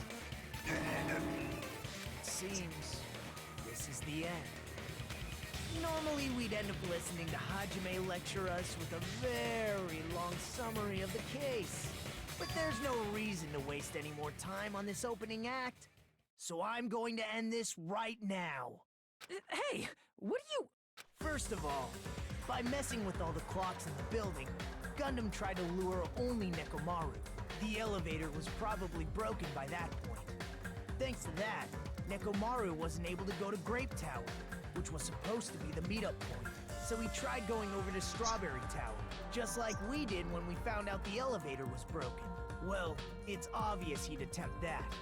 At that time, we didn't know the two towers were the exact same place. Also, The button in Strawberry Hall wasn't broken, so he was easily able to enter Strawberry Tower. But surprise! Gundam was waiting for Nekomaru's arrival. Hold on. If Nekomaru didn't go to Strawberry Tower, what would the killer have done then? Their plan was a balancing act of uncertainties. But even if they failed, they probably wouldn't have minded. They can just greet everyone the next morning as if nothing happened, and come up with a different plan. And without such a risky plan, they wouldn't have been able to lure him at all. I'm going to continue summarizing the case, okay? Through this, Gundam successfully lured Nekomaru to Strawberry Tower. There's no way he could fight head-on with the robotic Nekomaru, so by pressing the goodnight button, he rendered Nekomaru powerless without fighting him. Hold on! What did you just say? That I didn't battle? What's wrong with that? Don't mess with me! Don't mess with me! I cannot ignore those words! Why are you angry all of a sudden? You fools do not understand! You don't understand at all! Ha! You make me laugh! After all this time, you still don't understand anything at all! I don't understand anything. What does that mean? Years. I cannot finish just yet. Maybe I'm just a human destined for hell. However, I cannot finish just yet. I cannot finish! What do you intend to do? It's obvious! I'm going to destroy your illusory assumptions! Are you saying you still have more? You still have room to argue? Your words. You said I pressed Nekomaru's goodnight button. However, that button was on the back of Nekomaru's neck. To press it, I'd have to get behind him. It's not easy to get the drop on Coach Nekomaru. It's even more difficult if it's a one-on-one situation. Just as I thought, truly frail. Succumbing so easily to this simple argument, it was just a mere illusion. If you want to set me up as the killer, at least surpass your own human limitations. That's wrong, Gundam. You're the one who's wrong. Such a wonderful line. However, I cannot say that I'm satisfied. Listen well. I shall teach you 2 tips for making someone admit their defeat. First, you must crush them with your own overwhelming power. And as for the other, you must provide a reason that will persuade that human. You have not fulfilled either of those yet. Guess you really don't want to admit it. Then just as you requested, I will provide an argument that will leave you no choice but to be persuaded. Panic talk crap.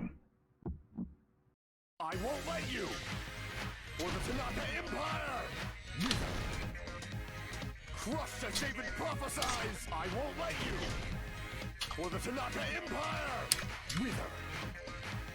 Crushed as David prophesies! Show me the cadaver! I won't let you! For the Tanaka Empire! Wither! Crushed as David prophesies! I won't let you! For the Tanaka Empire! Wither! Crushed as David prophesies! For the Tanaka Empire! I won't let you! For the Tanaka Empire! Wither! Crushed as David prophesies! I won't let you! For the Tanaka Empire! Wither! Crushed as David prophesies! Show me the cadaver! I won't let you! For the Tanaka Empire! Wither! Crushed as David prophesies! I won't let you! For the Tanaka Empire! Wither! God damn it! Crushed as David prophesies! For the Tanaka Empire! I won't let you! For the Tanaka Empire! Wither! It's Nekomaru's back. Do you really think I can get behind him so easily? Oh fuck. God.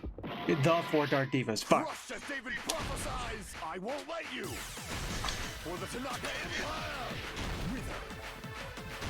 Crushed as David prophesies. Show me the cadaver. It's Nekomaru's back. Do you really think I can get behind him so easily? This is the end!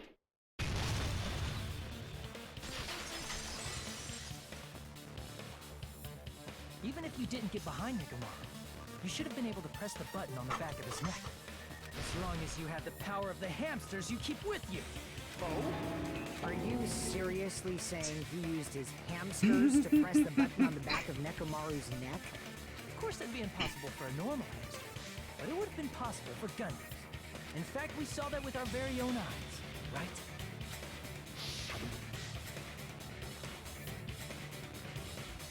Emissary of evil, in accordance with our ancient contract, the time has come for me has come to lend me your aid. Pierce through Supernova Silver Fox Sundee. Click. Ah, press the button. Truly, this is the Skyline lamentation art of the Demon Mouse. Soon the door of destiny shall open. Ah, so that's why they had that pointless interaction. After Yuki was killed in the music venue, one of Gundam's hamsters retrieved the piece of wallpaper from the baton lighting, right? Hey, with your friends and their exceptionally smart brains, it must have been possible to secretly get one of them behind Nekomaru and press the button on the back of his neck. How about it, Gundam?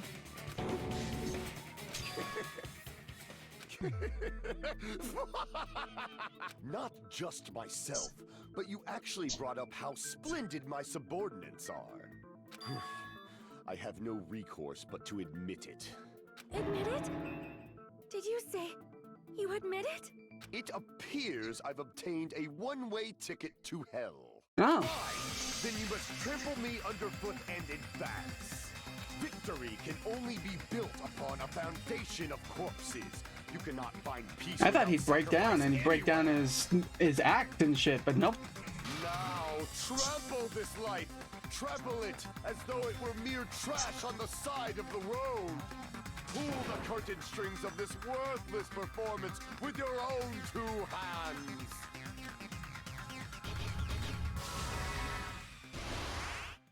Oh, I am gonna do this. Okay, I thought we were just skipping it this time.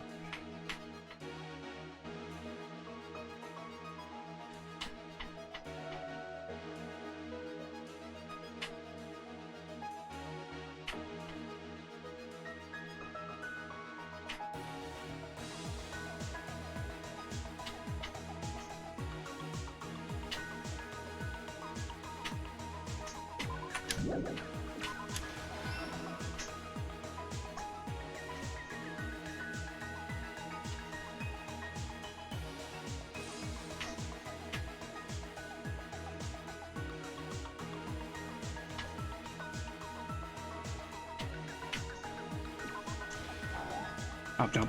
What am I doing?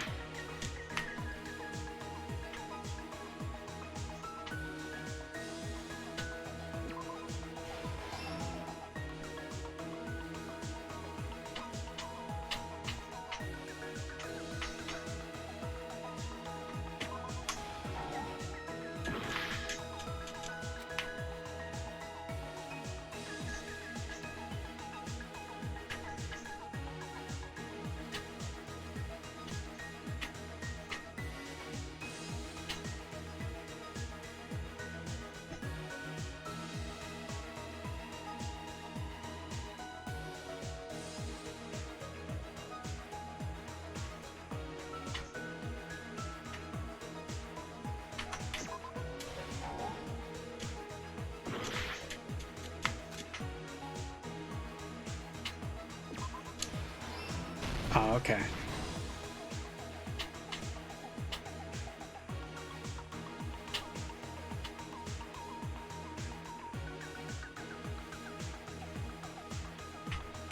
This?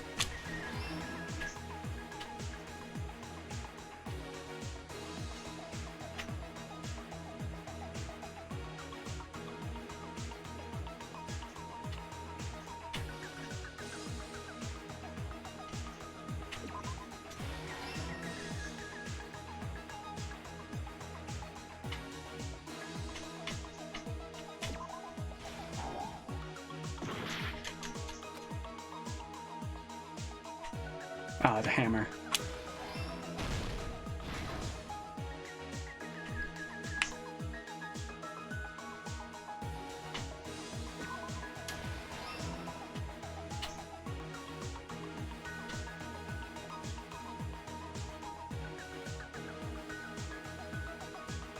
Let's see, anything at the beginning anymore?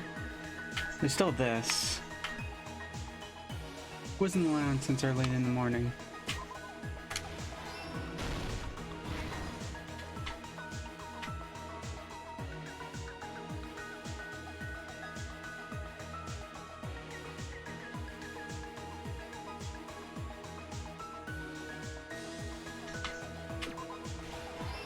That.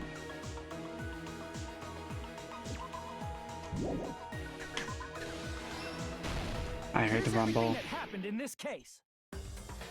I like how we've completely ignored the fact that Nagito tried to summarize it and we're gonna summarize it ourselves. First, they destroyed the contact elevator. This separated Nagito and the others in Strawberry House from our group in Grape House. Next, they lured Nekomaru out by himself by turning back all the clocks in the funhouse by 2 hours. Additionally, in order to secure an alibi, the killer went to the Strawberry House lounge and set the wall clock's alarm to 5:30 a.m. After finishing their preparations, the killer went to Strawberry Tower with the necessary tools in hand. They obtained these tools from the Octagon, which you can enter once you clear the final dead room. Yeah. This means the killer discovered the secret of the funhouse faster than anybody else. That secret being, Strawberry House and Grape House are actually the same building. On the morning of the incident, Nekomaru woke up and headed over to Grape Tower for a specific reason.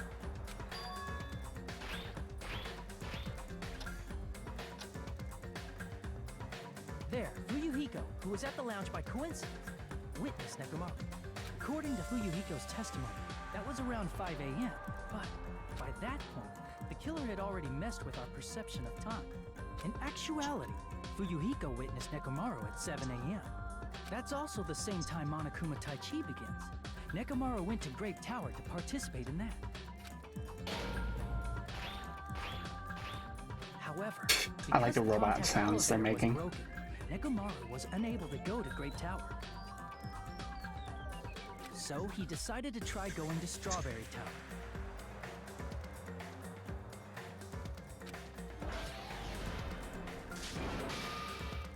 But the killer was waiting for him there. With the power of hamsters, they were able to press the good night button on the back of Nekomaru's neck. This forced him to enter sleep mode, rendering him immobile. From there, the killer began preparing to use the ultimate weapon.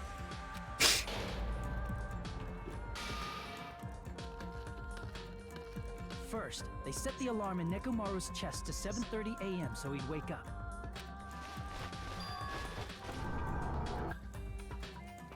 Then they tied him up with a metal wire, tied the tip of the wire into a loop, and hung it on the doorknob.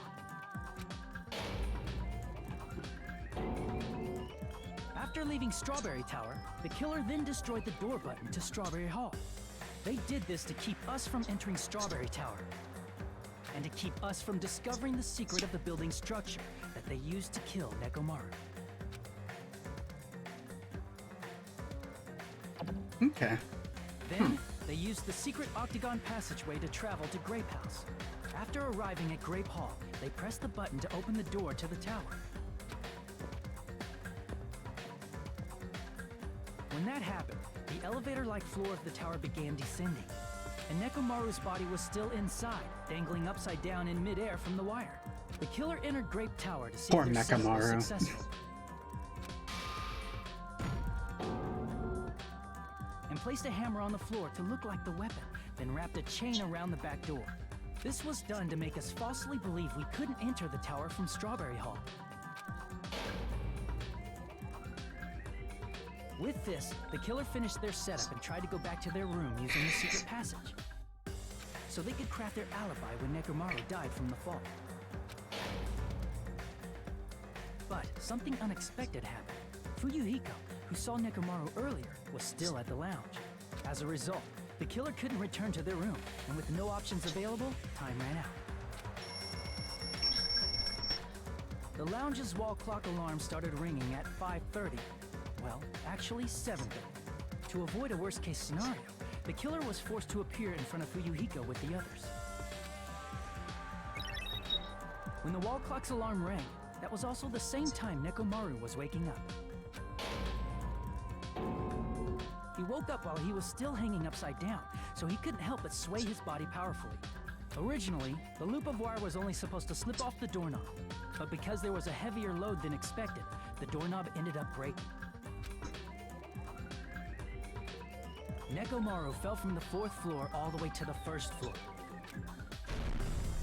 He crashed into the pillar, which decapitated him on impact, and the sound of Nekomaru's impact echoed throughout the funhouse. However, by this point, the killer's plan was about to fail, thanks to the broken doorknob and Fuyuhiko. Meaning, the killer is someone who wouldn't have heard the alarm if they were in the deluxe room. They also wouldn't have been able to return to their guest room, because Fuyuhiko was at the lounge.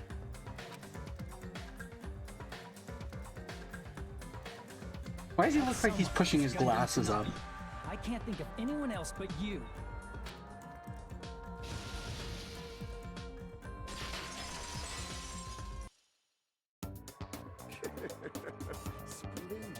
I like how he's keeping up the act. That was splendid. For a mere human, you did quite well. Stop. Stop it already. Stop using weird words to avoid the truth. Ugh. I'll friggin' kill you myself! I cannot believe it. I just cannot believe. You killed Nekomaru? I cannot believe something like that. You don't wish to forgive me? Do you feel regret? Then finish it! Cast your impure votes for Gundam Tanaka! My beloved, deadly foes, let the voting time begin! He's going out like a man, at least.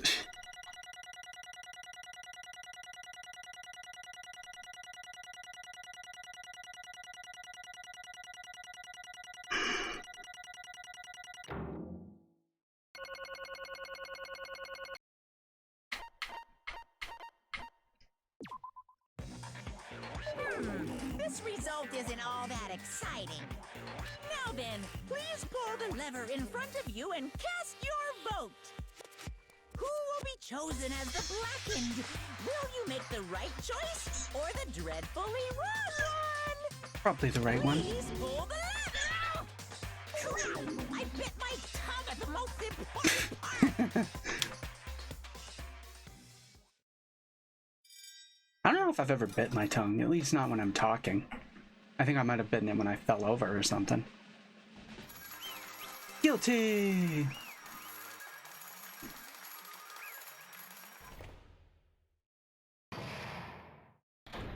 All rise. I'd be bad if I bit my tongue again, so I'll speak slowly. Judging from the results, you guys were correct once again, getting 4 in a row without any mistakes is a splendid achievement. That's right, the one who killed the robotic Nekomaru in the amazing funhouse was Gundam Tanaka. Nice! Yay, I said it all with all that without biting my tongue. Now then. Now that we've decided who the killer is, let's do the execution already and get this over with. Hold on. It's true the class trial is finished, but that doesn't mean the incident is over. We can't finish yet until we hear it from Gundam. No matter what he says, it won't change a thing. Well, I have no right to stop you either, so do whatever you like. Why do you want to talk to one who has lost? The loser merely leaves. It would just be unnecessary for me to say something. Listen well. Is what I would like to say, but for honor's sake I shall correct one thing. Correct. You guys said I made Nekomaru powerless without fighting him. That, however, is a great mistake. Huh? Fine. Nekomaru did fight. That is no mistake. And because he fought, he lost and died. Damn it!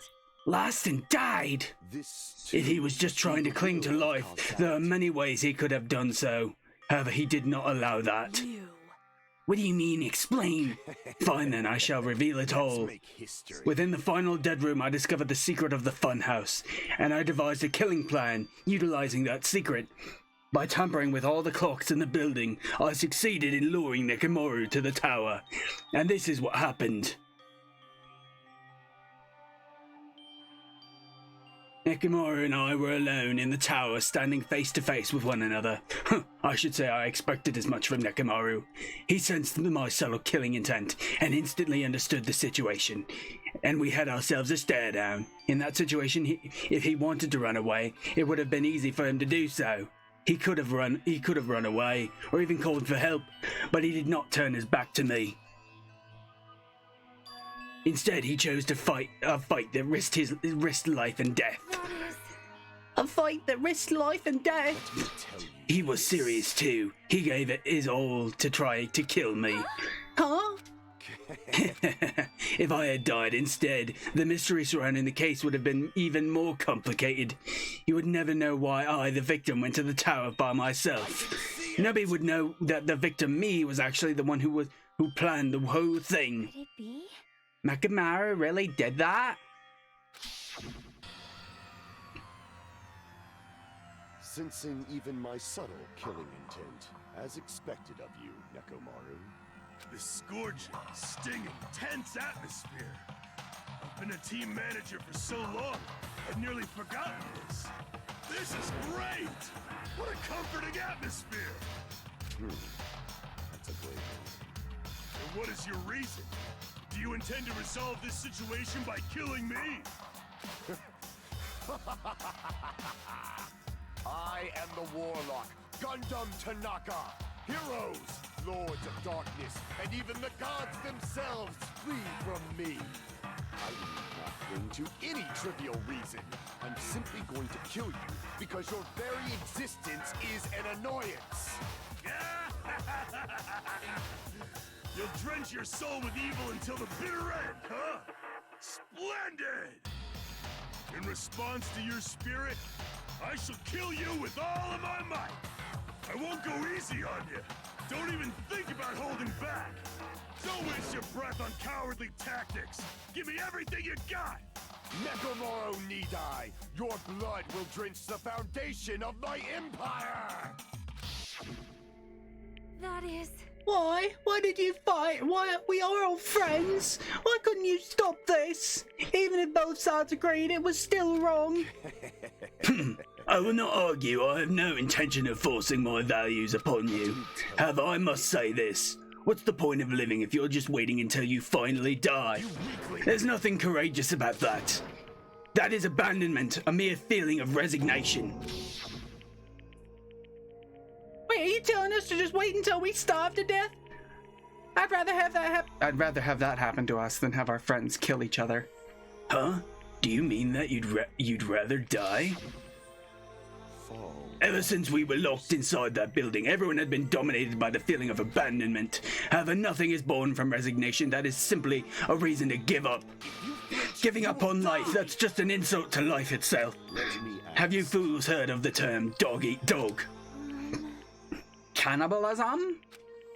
In zoology, cannibalism is a commonly observed phenomenon. Many creatures at some point in their lifespan engage in cannibalism.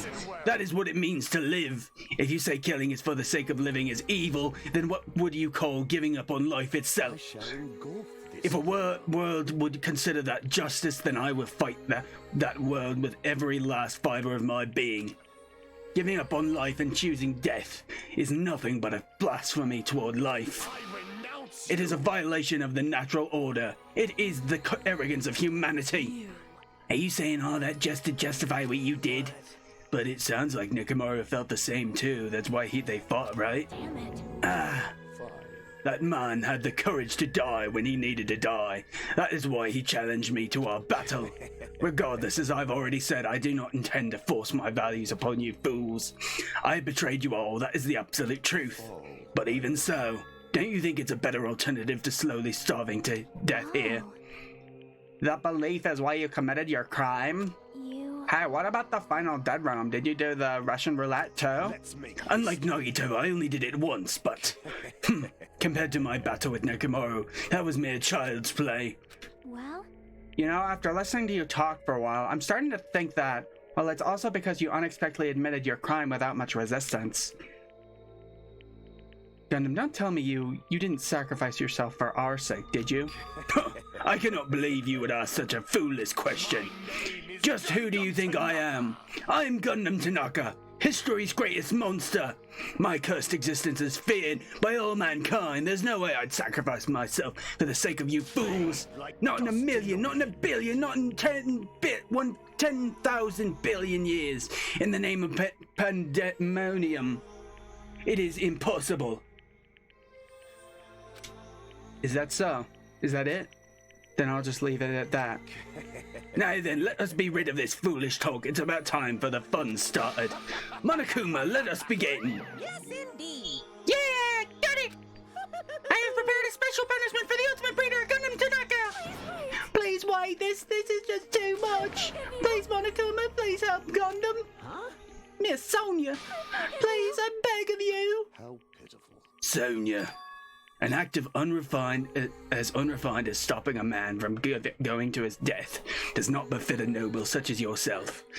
Gundam? It's fine to start for reals, right? Fine. Yes, I do not mind. However, What is it, my what four is it? Dark Devas of destruction? Are you worried about me? Oh, my feared 4 Dark Devas of destruction. That is not like you at all. However, there is no need to fear. In this world, I am only a temporary visitor. I was simply visiting for a moment, and now that my duty is complete, I must return to the darkness. That is why, until the very end, pride, conceit, courage, insolence, fearful of nothing, daunted by nothing. Let us laugh uproariously! That is Gundam Tanaka! I shall stick with my evil until the very end! Open sesame pandemonium! I shall fill hell with true hell! Let's give it everything we've got! It's punishment time! Hooray! Punishment time!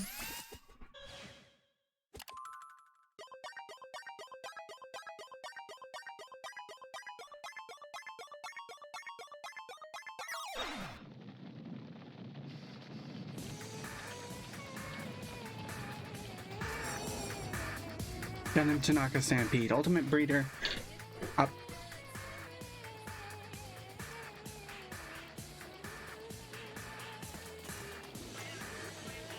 Aww.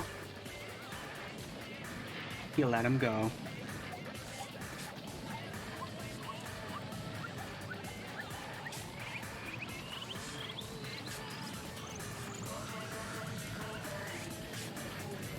He's tracing some kind of spell.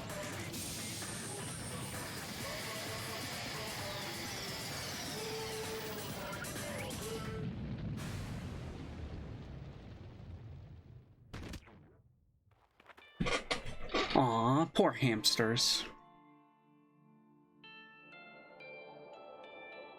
Damn, now I feel bad for Gundam.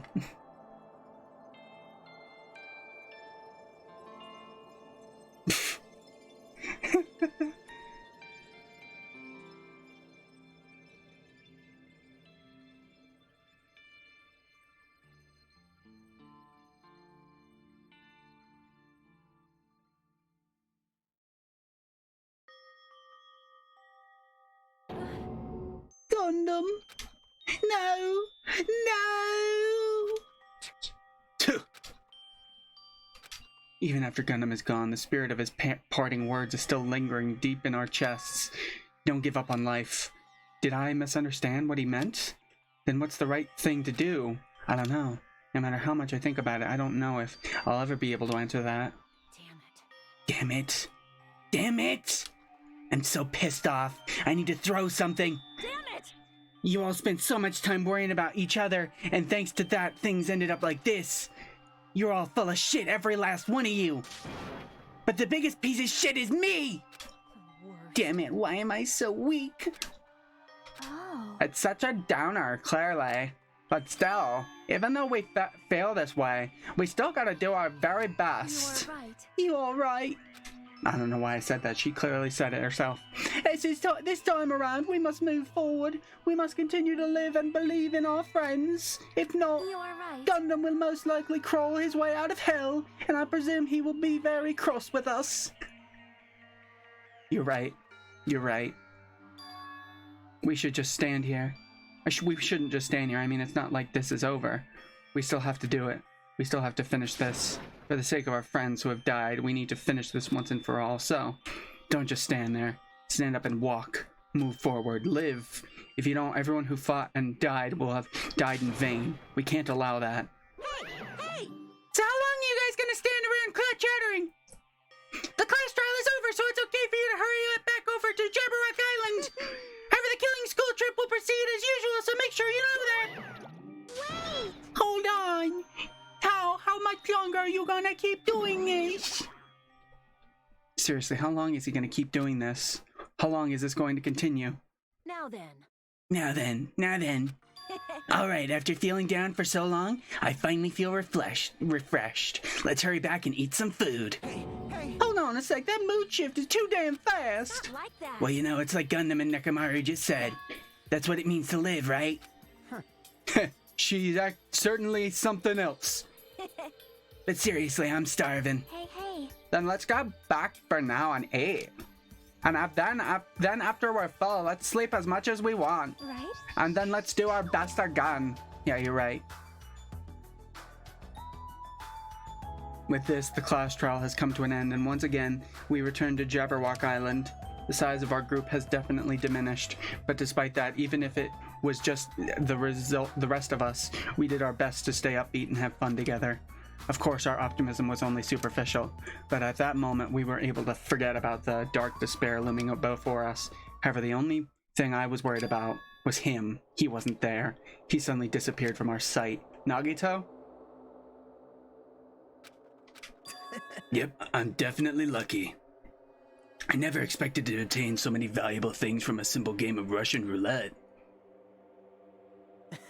Thanks to that, I was able to learn the identity of our true enemy. And before everyone else, too.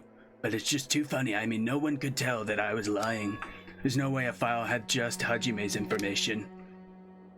Well, I guess they were too busy with other matters, or maybe they've reached their limit. Regardless, I was saved. Things would get complicated if they found out. So anyway, I can't forgive this. This should never be forgiven. There's no way I can let this run loose. I'll be the one who stops this once and for all, even if it costs me my life. it's obvious. For the sake of hope, I cannot ignore this. Okay. Alright, Monokuma has arrived. Who summoned me? Now then. Thanks for coming. What's this? Why is the lonely little Nagito? Are you all alone tonight, too? What's the matter? So what's up? Your face looks scary. I see, so you can tell. Ah, perhaps you found out who the traitor is. You know me well. Wow. Is what I'd like to say, but unfortunately I haven't learned that yet. I see, so even you don't know, huh? Looks like the final showdown is gonna take a little more time. Hello. So why'd you summon me anyway? Were you finally gonna confess your love? I summoned you because there's something I really need to ask you. It's about the special prize from the final dead room. Oh yeah, what about it? There was information about 16 people in the file I received, but isn't that weird? Say what?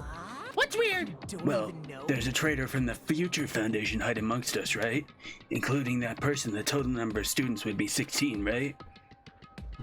Isn't that right? But this file contains documents that were created at Hope's Peak Academy, right? Of course. That's right, I just reused the stuff from the former headmaster spent a lot of time making.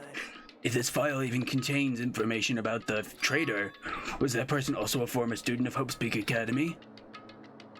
Who knows? Ooh, I wonder. Hey, Could it be? Is this your doing? Did you slip false information into the file? Were you trying to keep us from learning the traitor's identity by obtaining this information? What's wrong with that? If it's my job to heat things up, it's okay if I do something small like that, right? well, That's not my point. Right? My point is you already know who the traitor is. What's wrong with that? You're getting Well, all you're riled splendidly correct when you say I knew who the traitor was all along. But even though I know who they is, why do you think I ignored it on purpose? It's just like Monami after losing her magic stick. The traitor's existence means absolutely nothing to me. Their existence means nothing, huh? No, Well, that's just how I feel. I'm sure you guys feel somewhat different. After all, that person is the evil Future Foundation lackey who's putting you guys through this awful stuff. Huh. That's not entirely true. I didn't really come here to fight or anything like that. Instead, I came here to offer my cooperation, you know? Cooperation? Hey, Your purpose is to fill everyone on this island with despair, right? That's why you're intentionally letting the traitor do as they please, right? Yep. Yep. If that's the case, I might be able to cooperate somewhat too. right? However, in exchange, I want to know who the traitor is. I see. Interesting. Very interesting. No. Obviously, that's a big no-no. I mean, I want to make everyone in your group feel despair. That includes you, too. Well, I knew you would say that. Besides, I just wouldn't be able to handle the sadness when you inevitably betray me later on. Just as I thought, you saw right through me. You're right. No matter what situation I find myself in, my core way of thinking will never change. In order to create absolute hope that shines brightly, stepbladders such as myself in despair exist. Oh, you're right. You're a true believer of hope, after all. I must say that belief reminds me of that person for some reason. Huh? Reminds you? I don't know who you're talking about, but if someone as worthless as me reminds you of some other person, they must be extremely unlucky. Like... But you're just as unlucky, right? I mean, the fact that you're even involved in something like this. Am I? I actually think I'm very lucky. Say what? Huh? You don't Wouldn't know? you say that coming across this much despair is a rather rare opportunity? I can't rely on anyone on this island. That's why I have to be the one who does it. If I can eliminate despair from this island, I won't be a stepladder anymore. I'll become true hope. I'll become an existence that could even be called ultimate hope. Yoo-hoo, the two of you are alike. You definitely remind me of him. Come on, Naegi wasn't crazy. He just inspired people. This guy doesn't inspire people, he inspires insanity. Hey, Hey, there's one more thing I want to ask you. Huh? see? Who are you waiting for on this island? Huh? Looks like I'm right again. You're definitely waiting for someone on this island. Is the person you're waiting for already on this island? Hey, Well, answer my question. That's... If that's the case, if that person is already on this island, oh, wouldn't that be exciting?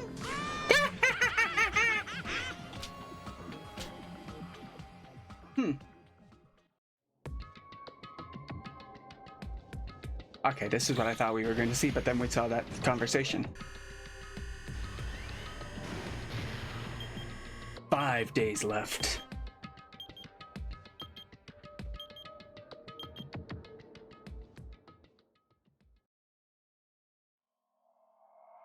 Chapter 4, Do Ultimate Robots Dream of Clockwork? End. Surviving students? 7. So there's probably going to be one more murder? At least if we follow in the same vein as the first one. Oh shit, the stream disconnected. God damn it. Bred for destruction. You have obtained a present, Hellhound earring. Nice. I like to save my progress? Yep. After being released from the funhouse, we went back to living our less than ordinary lives. And just like before, our day began with us all gathered at the restaurant. You know, every time we meet up here, it makes me realize how crazy this whole situation is. The restaurant certainly feels more spacious than before. Of course it feels spacious. There are less than half of us here now than there were at the beginning. Stupid fool. Oh my. Huh? Did you hear something? Hey! It's Nekomaru. That was Coach Nekomaru's voice. Huh? What are you talking about? He's no longer... What's up? I'll beat you up! What are you laughing about? I'll beat the crap out of you if you keep grossing me out like that.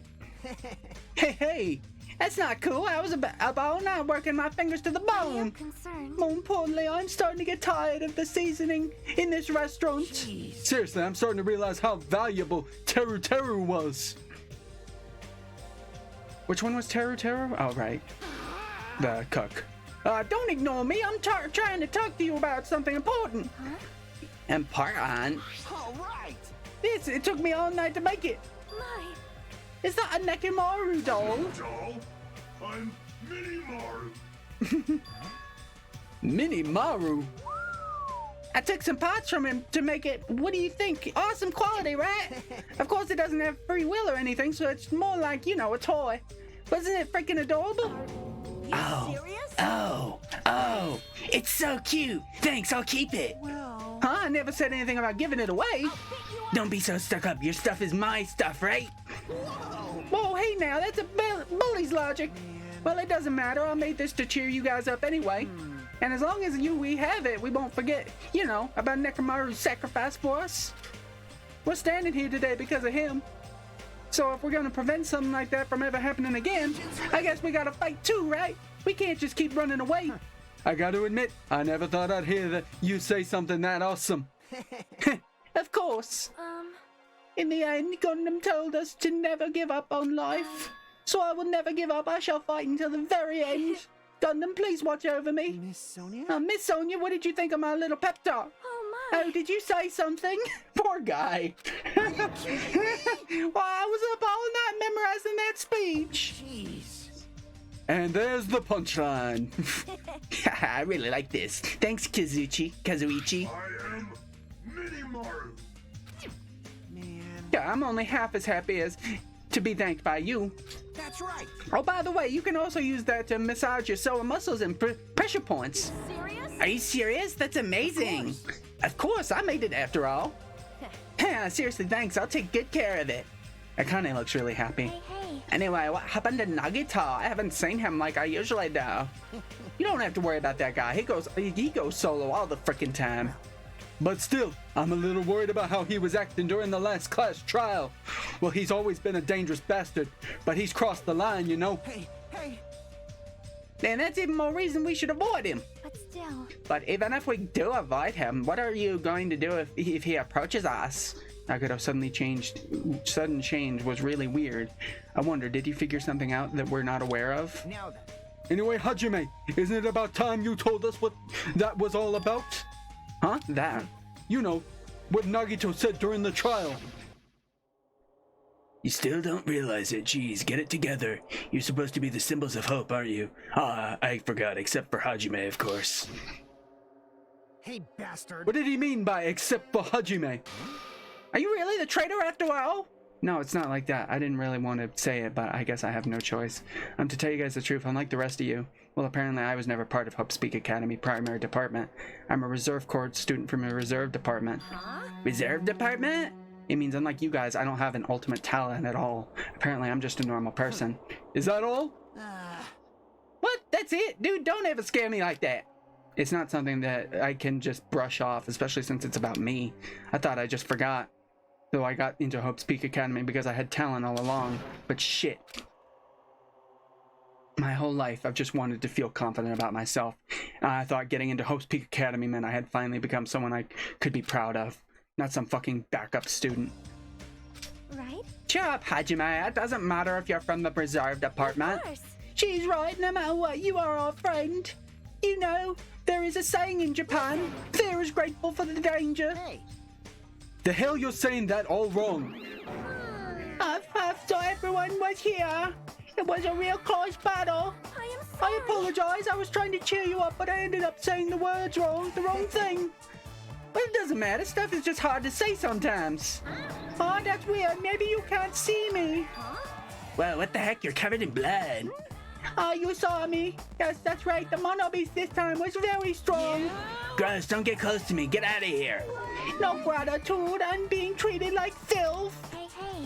Hey, why don't you clean the blood off? We're trying to eat. Oh, yes, I'm ashamed of myself. Wipe. There we go. Now then, allow me to report to you all. Once again, after a fierce battle that's never been seen in history, I finally succeeded in conquering the last mono beast. Because of this, it's finally possible for me to travel to the final island. I see. What a scene reaction. It's like I'm surrounded by tons of shabu-shabu from all-you-can-eat restaurants. Don't tell me this again. You're gonna say stuff like it's not like we can get off this island. Why bother going to the new island? Well, it's true. that I don't really expect much. Don't misunderstand. But who said we weren't gonna go? Obviously we're gonna go, dumbass. Huh? Assuming we were thinking about running away was a mistake. Because if we can't run, we'll fight. I'll crush everyone who puts me through this crap in one blow. But seriously, that fearsome group is called Wild End for some reason, you know? What are you saying? Why, did you forget what you said earlier? Dumbass, I only said that because I was trying to impress Miss Sonia. What? Don't brag about that. Settle down. Settle down. If you have the power to fight amongst yourselves, then direct that power towards our enemy. Now then, let us go forth. Offense is the best defense. Damn right. You're right. Now now's not the time for us to be bickering. I don't really get it, but Miss Sonia talks like that, and my blood starts to boil. All right, I'm getting pumped up. Let's charge our way to the new island. The Future Foundation, Monokuma, Monomi, I'll crush them all at once. Even me? Why me? You guys seem reliable. Hey, don't talk like you're not included. You're our friend, you know. You're right. Leave it to me. Then I gotta do my best too. As we left the restaurant, we expressed that expression on our faces were clearly different than before. They were filled with strong will and determination. Armed with that, we began walking towards the last island, but the clouds in my head still lingered. I couldn't stop thinking about the reserve department, and that filled me with this strange, uncomfortable feeling like a small bone was lodged in my throat. But I tried not to think about it. I tried to stay focused on moving forward. Chapter 5. Smile and hope in the name of despair. Start. With the Mono Beast gone, we crossed the 5th bridge and arrived at the final island. Oh, it's already starting. Whoa! So this is the last island. Holy shit. Enormous buildings towered everywhere, as if the entire island were one gigantic city. I felt very sci-fi, as though the island was a snapshot of an urban metropolis from the near Guess future. it has an ambiance befitting of a final island. The fuck? Okay, I've been going for almost 4 hours, so I think that's a good place to stop it. Okay, we did pretty good. We solved Coach Nekomaru's murder, and it was Gundam, who honestly acted like a man all the way up to the end, so I gotta say, I'm impressed by his behavior. And I guess he kind of sacrificed himself? I guess that's the logic we're going with? I don't know. I didn't like him throughout most of this, but I like the way he went out. That was pretty good. I like him more than Nagito, definitely. That's pretty good. And hopefully next time, maybe we'll finally figure out what's going on this island, and why we're here, and how we can leave, if we can leave. Hopefully. But we'll just have to save that for next time. And I'll see you all next time. Bye.